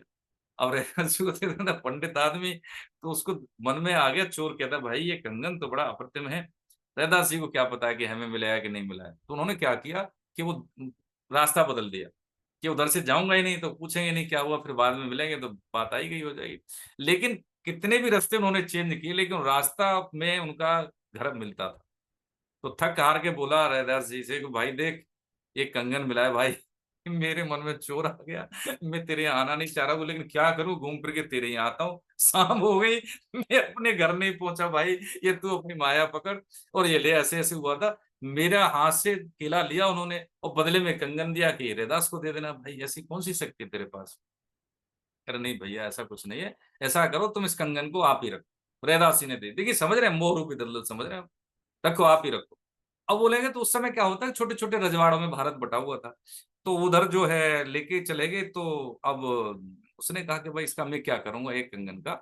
उसने जो है पत्नी को दे दिया, पत्नी को दे दिया, बेचने नहीं दिया। तो पत्नी जो है उस राजा के यहाँ पुरोहित था, वो तो राजा के आना जाना था। वो कंगन उसको पसंद आया, उसकी रानी को पसंद आया। तो उन्होंने कहा कि देखो आप तो राजा हैं, रानी है आप हमारी, भाई आपका हक है, आप ले लीजिए, हमें कुछ नहीं चाहिए। तो उन्होंने कहा एक का क्या करूंगा भाई, दोनों दे मुझे। तो उन्होंने दोनों का पूछा, तो बात आते आते रैदास जी तक पहुंची। तो फिर उन्होंने बोला कि महाराज राजा का है। राजा गया वहां पे, ये ज्यादा लंबा है इसलिए संक्षेप में समझ रहे हैं। तो उन्होंने कहा तो राजा गया, तो उनका देखो जी हमारे पास ऐसा तो है नहीं, लेकिन आप राजा हैं, आए यहाँ तक तो हम प्रयास तो करते हैं। तो जैसे होता है ना, देखो अब जूते सिलने वाले होते हैं, देखा होगा एक पानी का वो होता है बर्तन जिसको कठौती कहते हैं, कठौती तो चमड़ा जिससे गलाते हैं, जरूरत होती है जूते के चमड़े को गीला करते हैं फिर वो सिलते हैं, देखा होगा छोटे छोटे। अब तो खैर नहीं रहा, शहरों में नहीं रहा, पुराने में ऐसे होता था, तो देसी आइटम होते थे, तो वही सब चीजें करते थे उससे। तो उन्होंने कहा कि भाई ऐसे करके उसमें हाथ डाला, उसी में जिससे चमड़ा गलाते थे उसी में हाथ डाला रैदास जी ने, और ऐसे कह रहे माता गंगा या कड़ा एक और दे दो हमें, हमारे राजा के लिए जरूर। कड़ा निकाल के उसमें से दे दिया। तो ये कहावत तभी से बनी है कि मन चंगा तो कटौती में गंगा, ये तभी से कहावत बनी, और वो दूसरा कड़ा निकाल के उनको दे दिया। अब यह मोह रूपी दलदल का मतलब है ऐसे महापुरुष जो चाहते क्या उनको नहीं मिलता, बताइए, नहीं मिलता, पूरा मिलता। लेकिन वो लोग वहां कम में संतुष्ट होने वाले नहीं है, ये भगवान की माया है। यदि इसमें हम वो रूपी दलदल का मतलब यही है कि हम जितना इसको पाने की कोशिश करते हैं उतना ही हमारा पतन होता है। दलदल में क्या होता है, जितना हम उठने की कोशिश करें उतने ही अंदर जाते हैं ना, बस जस्ट यही है कि माया को प्राप्त करके कभी कोई संतुष्ट होता नहीं है। हम देख लें अब तक लगभग लगभग हमने सारे भोग भोग लिए जितने भी ग्रस्त हैं, क्या संतुष्टि होती है कि अब कछु नाथ न चाहिए, ऐसा कभी हमने कहा? कभी नहीं कहा, क्योंकि ये कभी भोगों से कभी तृप्ति होती नहीं है, भोगों से निवृत्ति होती है। निवृत्ति होती है कि विवेक युक्त आचरण से हम उनसे निवृत्ति पा सकें, निवृत्ति से ही संतुष्टि होती है, तृप्ति से संतुष्टि कभी नहीं होगी, है ना, ये बात पक्की है। इसलिए कह रहे हैं उस समय तू सुने हुए और सुनने में आने वाले भोगों से वैराग्य को प्राप्त कर जाएगा। कब? जब मोह रूपी दलदल को भली भांति तर जाएगी। कौन सी? तेरी बुद्धि। बुद्धि कैसी? एक निश्चयात्मक बुद्धि। ये पक्की बात है। जैसे हम समझ लेते हैं कि जैसे इसमें जहर है, कोई जहर मिला दे तो कितनी भी मिठाई अच्छी हो हम नहीं खाएंगे, ऐसे ही हमें समझ जाए कि विषय जो होते हैं, विष तो एक जीवन खराब करता है, विषय तो हजारों जीवन खराब कर देते हैं प्रभु जी। कुत्ता बिल्ली लता पता पेड़ पौधे ये सब देखिए, चाहे शरीर स्त्री हो या शरीर पुरुष हो, सबकी अपनी मर्यादा है। हमें लगता है कि अरे किसने देखा है, अगर कोई करके देख ले, जैसे अभी वर्तमान जीवन में कि कुछ नहीं होता भाई, है ये सब कोई विधान, सरकारी विधान, पुलिस और अदालत सब कुछ नहीं है, करके देख लो कोई ऐसा काम जो कानून के विरोध में हो, देख तो पुलिस ले जाती है कि नहीं? पुलिस ले जाएगी, डंडे मारेगी, थाने में 3rd डिग्री देगी, और फिर केस चलेगा, सजा तो वहां मिलेगी। अब ये जो डंडे पड़े, जो पिटाई हुई, ये तो बोनस में थी, सजा तो अदालत में मिलेगी। हाँ, ये ऐसी ही चीज है प्रभु जी, ये लोग मानते नहीं, हम लोग सही बता रहे हैं। ये जो भी हम कुछ बोते हैं उसका फल मिलता है। जैसे हमें लगता है कि जैसे बुरे का बुरा परिणाम मिला हमारा, ठीक है, तो ऐसे अच्छे का अच्छा होता है, हाँ मिलता है। ये बात अलग है कि हम उसको महत्व नहीं देते, क्यों? कि बुरे काम के लिए हमारी कर्म इंद्रियां, ज्ञान इंद्रियां एक्टिव होती है, तो चित्त पे एकदम से निशान कैसे होते हैं? स्थायी होते हैं। चोर चोरी करने से पहले वो सतर्क होता है, कोई देख न ले, तो पहले क्या है, उसके चित्त पे स्थायी निशान होते हैं, क्योंकि अटेंशन होके वो काम को अंजाम दे रहा है। लेकिन जब हम भागवतिक कार्य करते हैं, अच्छे काम करते हैं, तो पूरी तरह से उपस्थित भी नहीं होता। जैसे अभी हम गीता पढ़ रहे हैं, ठीक है, लेकिन वीडियो पे कुछ और भी कर रहे हैं, कुछ और भी कर रहे हैं, तो अच्छा तो है, लेकिन चित्त पे निशान नहीं है, क्योंकि एकाग्र होके हम उसको नहीं पढ़ रहे हैं। सारे लोग, बहुत आप तो हैं, बहुत से नहीं है शायद, मुझे लगता है। तो ऐसे ही अच्छे काम का हमें अच्छा परिणाम पूरा क्यों नहीं मिलता? क्योंकि हम उपस्थित और उपलब्ध नहीं होते, पूरा अटेंटिव होके हम उसको अंजाम नहीं देते। जबकि बुरे काम का नतीजा ज्यादा क्यों निकृष्ट होता है? क्योंकि हमारी अटेंशन उधर ज्यादा होती है, भय से कि कोई देख न ले, कोई हमें पहचान न ले, इसलिए चित्त पे निशान उसके ज्यादा अंकित होते हैं। ये उल्टा हम इधर करते हैं, तो इसलिए हम बटे हुए होते हैं, हम करते कुछ और हैं, कहते कुछ और हैं, चाहते कुछ और हैं और दिखते कुछ और हैं। हम होते हुए भी हम अपने साथ इकट्ठे होते नहीं। इसलिए गीता क्या कहती है कि हमारी जो बुराइयां हैं वो हटा दें, सत्य बोलेंगे तो जो हम होंगे वही दिखेंगे, वही करेंगे, वही चाहेंगे। देखो हो गया ना, एक ही हमारी ऊर्जा एक तरफ हो गई, ऊर्जा हमारी एक जैसी हो गई। बस इतनी सी बात है कि गीता में जो कह रहे हैं कि यदा ते मोह कलिलम बुद्धिर व्यतीत दृश्यति तदा गतांश निर्वेदम श्रोतव्यस्य श्रुतस्य च। जो सुनने में आने वाला है श्रुतव्य और श्रुतस्य है ना, और जो सुने हुए और सुनने में आने वाले जितने भी वो, उनसे सब वैराग्य का मतलब है, इसमें फिर रुचि नहीं रहेगी, राग नहीं रहेगा। इसमें कोई नहीं कि भैया ये सब मिल जाए तो ठीक है, नहीं फिर क्या रहेगा कि मिल गया तो ठीक है। ये जो थे आपके, देखिए जो सीता जी के पिताजी विदेहराज जनक है, इंद्र से भी कई गुना ज्यादा ऐश्वर्य था, लेकिन फिर भी इनको क्या था, ये ऐश्वर्य में रहते हुए भी वैराग्य की संज्ञा थी, इसलिए इनको विदेहराज जनक कहा गया। क्योंकि यदि कोई व्यक्ति के पास पद है तो पद के अनुसार सुविधाएं मिल रही हैं उसको, बस, और उससे ज्यादा क्या है। कोई चपरासी तो चपरासी की सुविधाएं मिल रही है, कोई अधिकारी है तो अधिकारी की सुविधाएं मिल रही हैं। लेकिन इसका मतलब ये नहीं है कि सुविधाओं के साथ साथ ये काम नहीं करेगा तो डिपार्टमेंट सुविधा क्यों देगा। ऐसे ही हम जितने पात्र होंगे, सृष्टि हमें उस पात्रता के अनुसार उतने ही कर्तव्य कर्म करने के लिए अवसर देगी। हाँ भाई, देखा ना, जैसे कि विवेकानंद जी को अवसर मिला, पूरे विश्व को उन्होंने जीरो की मतलब सनातन परंपरा से उन्होंने अवगत कराया दिया। किसी ने लिख के थोड़ी दिया था चिट्ठी की जाओ हम तुमको अप्रूव करते हैं कि भाई भारत की ओर से, भारत तो गुलाम था उस समय, किसी के पास, उनके पास पैसा भी नहीं थे, किसी ने भेजा, जैसे तैसे अपने आप को प्रूव किया और दिखाया कि मैं सनातनी परंपरा का प्रतिनिधि हूं। पता है उसको, जो 2 मिनट का टाइम था लेकिन 72 घंटे बोले, है ना। तो ऐसी स्थिति है कि ये हमारे ऊपर निर्भर है कि हम जो हैं सो ठीक है, विधान से बन गए, लेकिन अब अपने आप को हमें प्रूव करने का मौका है, पंख फैलाने का मौका है, पूरा आगोश के साथ जीने का मौका है। हम बेस्ट से बेस्ट कर सकते हैं, लेकिन सिर्फ सावधानी ये है कि हमें अपने नाम के लिए नहीं, अपने सम्मान के लिए नहीं, कि हमें सुख सुविधाएं मिल जाए, कुछ धन मिल जाए, ये कैरियर बन जाए, ये सब चीजें नहीं। ये तो हमारी, जैसे चाहे हम छोटे से पद पे हैं ने, चाहे हम छोटा हमारा व्यवसाय है, परिवार चलाने के लिए वो ठीक है, लेकिन हमारा काम किस पे होना चाहिए? थॉट पे। जितने भी बड़े काम हुए हैं, जितने भी बड़े महापुरुष हुए हैं, वे विचार शक्ति पे ही काम करके आगे बढ़े। ये विचार शक्ति को पोषण यहाँ से मिलेगा, गीता से। ठीक है, पक्की बात है। देख लीजिए, मुझे लगता है समय हो गया, अब ज्यादा समय हम लें कि नहीं, एक ले लेते हैं। अभी तो हम 9:15 बजे तक ले ही सकते हैं मेरे ख्याल से, नहीं 9 बजे तक ही रखें, 9 बजे तक ही रखते हैं, लोग छोड़ना शुरू कर देते हैं। हाँ जी, हाँ जी, 9:15 ठीक है, बजे। हाँ जी। हाँ यहीं तक रहने देते हैं। अब अर्जुन के यहाँ से कुछ प्रश्न हैं तो वो हम नेक्स्ट में ले लेंगे। अभी देखिए प्रभु जी, हमें समझते हैं कि अब जो गीता हम पढ़ रहे हैं, मैं ऐसा समझता हूं, और वो भी निवेदन यही कर रहा हूं मैं आपको, कि आप 3-4 काम कर लीजिए कि जो अब हमारी वर्तमान स्थिति है और कुछ दिन के बाद इसमें हम क्या बदलाव चाहते हैं। तो एक तो उद्देश्य राइटिंग, उद्देश्य लिखना, स्वाध्याय जरूर करना। तीसरी बात यह है कि नाम जप, बड़ा भाव कुभाव अनकाल सो, है नाम जपत मंगल दिश दसो। ये प्रभाव और नाम अपना करेगा, ये शुद्धि है, आंतरिक शुद्धि, चित्त की शुद्धि नाम करेगा। ठीक है। और चौथा क्या है कि लोगों को गीता के सम्मुख करना, इसका बहुत बड़ा पुण्य मिलता है, इसका बहुत बड़ा, इससे बड़ा दान कोई है नहीं। हमने निवेदन किया था 18वें अध्याय का 68 और 69 पढ़ लेना कभी भी। इसलिए हम कहते हैं गीता प्रेस की स्थापना जो की थी सेठ जी ने, सेठ बोले तो जयदयाल गोविंद जी ने, वो इसी भाव में रख के की थी कि इसका मतलब एक व्यक्ति भी हमारे प्रयास से जुड़ गया और रुचि पूर्वक जुड़ गया तो इसकी रॉयल्टी इतनी मिलेगी कि हम कैलकुलेट नहीं कर सकते। तो 4 काम तो जरूर करें। और क्या करें कि हम दूसरों का एवेल्युएशन नहीं करें, अपने पे सुधार करें कि हम 4 दिन से गीता पढ़ ली मैंने, अब पता लगा मैं दूसरों को कमियां ढूंढने लग गया, तो ये नहीं करना है। हम अपना सुधार करें कि मैं क्या बेहतर कर सकता हूं। तो अगर दूसरे में बदलाव चाहते हैं तो हमारे व्यवहार से बदले, इसमें समय लगेगा, हाँ पक्की बात है, समय लगेगा, हो सकता है शुरू में दिक्कत हो, लेकिन बोले नहीं, मुंह नहीं खोले हम। ठीक है, अपना सुधार संसार की सबसे बड़ी सेवा है, इसी को कहते हैं प्रसार।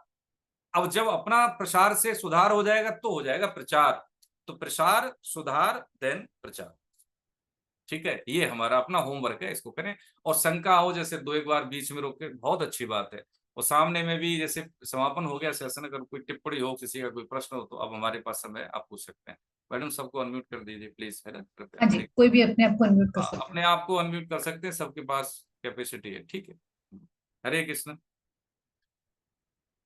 ये हम ज्यादा स्पीडली नहीं भाग रहे, कुछ समय लेके हम चल रहे हैं कि आराम से पढ़ते हुए निकले। ठीक है, जैसे ही चीजें कुछ हमें लगेगा आसान हो गई तो थोड़ा सा हम 30, हर क्लास में 30 श्लोक का एवरेज लेके आगे बढ़ेंगे। हरे कृष्ण। मैडम सुषमा गोविल जी,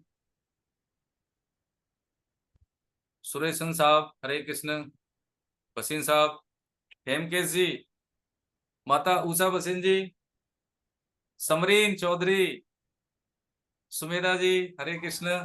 हरे कृष्णा सर, हाँ, प्रश्न है। अच्छा बताइए, कोई प्रश्न नहीं है? प्रश्न है सर। हाँ एक बताइए बताइए, तो बोलने से बोल रहे हैं, आपको अपने आप बोलना चाहिए जी। अ, सर, गीता में धर्म से एक्चुअल में मतलब क्या है?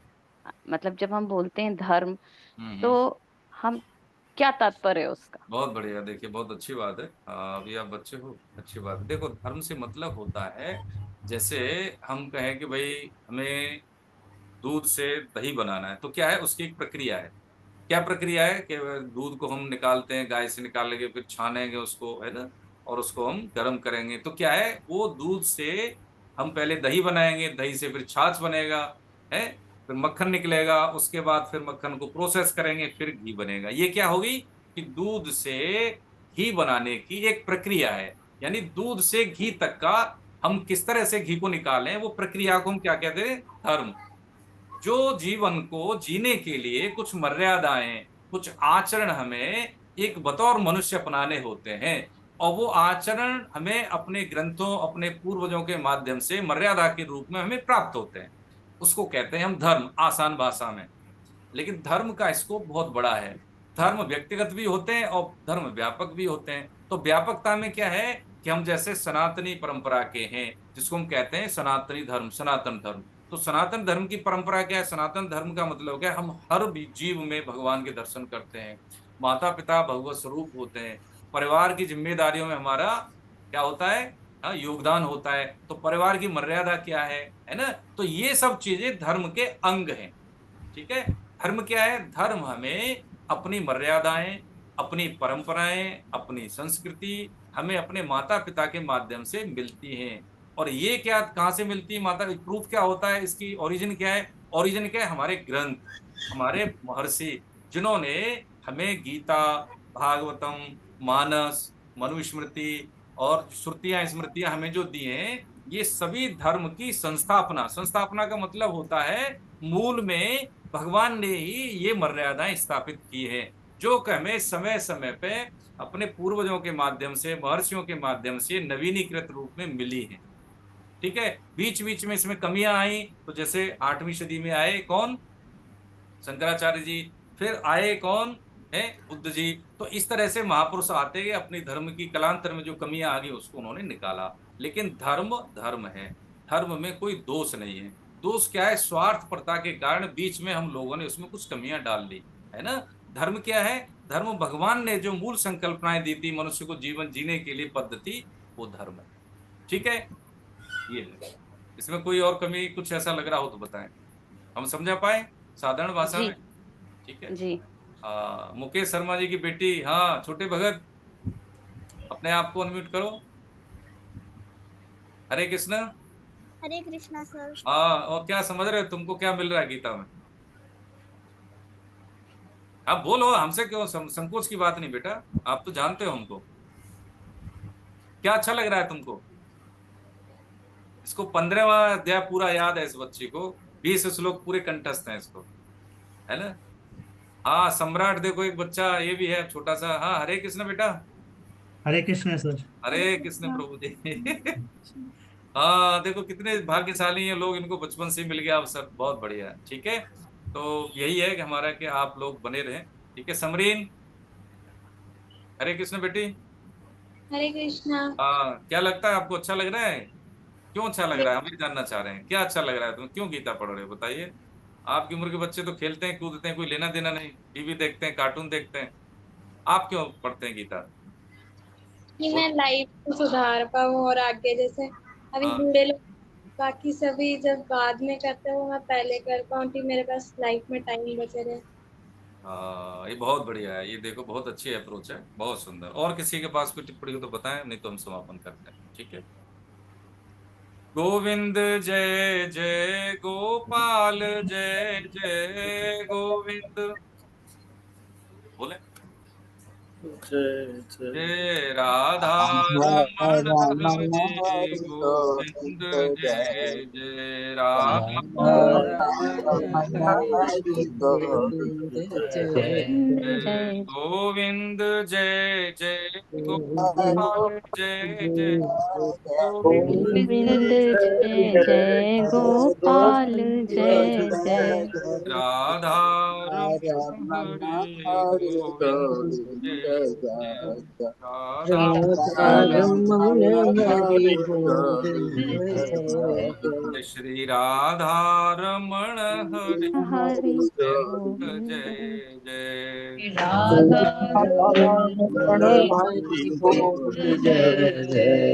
नाम संकीर्तनम यस्य सम्यश्च सर्व पाप प्रणाशनम प्रणामो सर्व पाप दुःखनाशनम प्रणाशनम नमामि हरिं परम। प्रणामो बोल बांके बिहारी दुःखशमनस्तम लाल नमामि हरिं परम। सरकार अपने अपने गुरु भगवान की जय, संतों की जय, सब की जय, अनंत कोटि वैष्णव वृंद की जय, आज भी आनंद की जय। बोलो जय जय श्री राधे। जय श्री राधे। मैं आपको कभी भूलूं नहीं, मैं केवल आपका हूँ, आप ही केवल। आप सबको बहुत बहुत वंदन। हरे कृष्ण। हेमकेश जी लेफ्ट करके क्या? नहीं सर, यही यही हूँ सर। सरब जी हरे कृष्ण प्रभु जी। हरे कृष्ण सर। हरे कृष्ण जी, हरे कृष्ण। बस यही है कि आप बने रहिए और जो आपका टीम है वो काम करती रहे टाइम और टाइम पे आपको जैसा उचित लगे वर्कशॉप भी करते रहना चाहे बच्चों के लिए, है ना। ये सबसे बड़ा दान है ये, है। जी सर। हाँ, समाज का सबसे बड़ा कल्याण करने के लिए सबसे बड़ी अप्रोच है जो आपने शुरू की है। ठीक है। हरे कृष्ण। आप सबको बहुत हरे बहुत हरे हरे कृष्णा कृष्ण। सर। हरे कृष्ण। हरे कृष्ण। हरे कृष्ण। हरे कृष्ण। प्रभु हरे कृष्ण जी।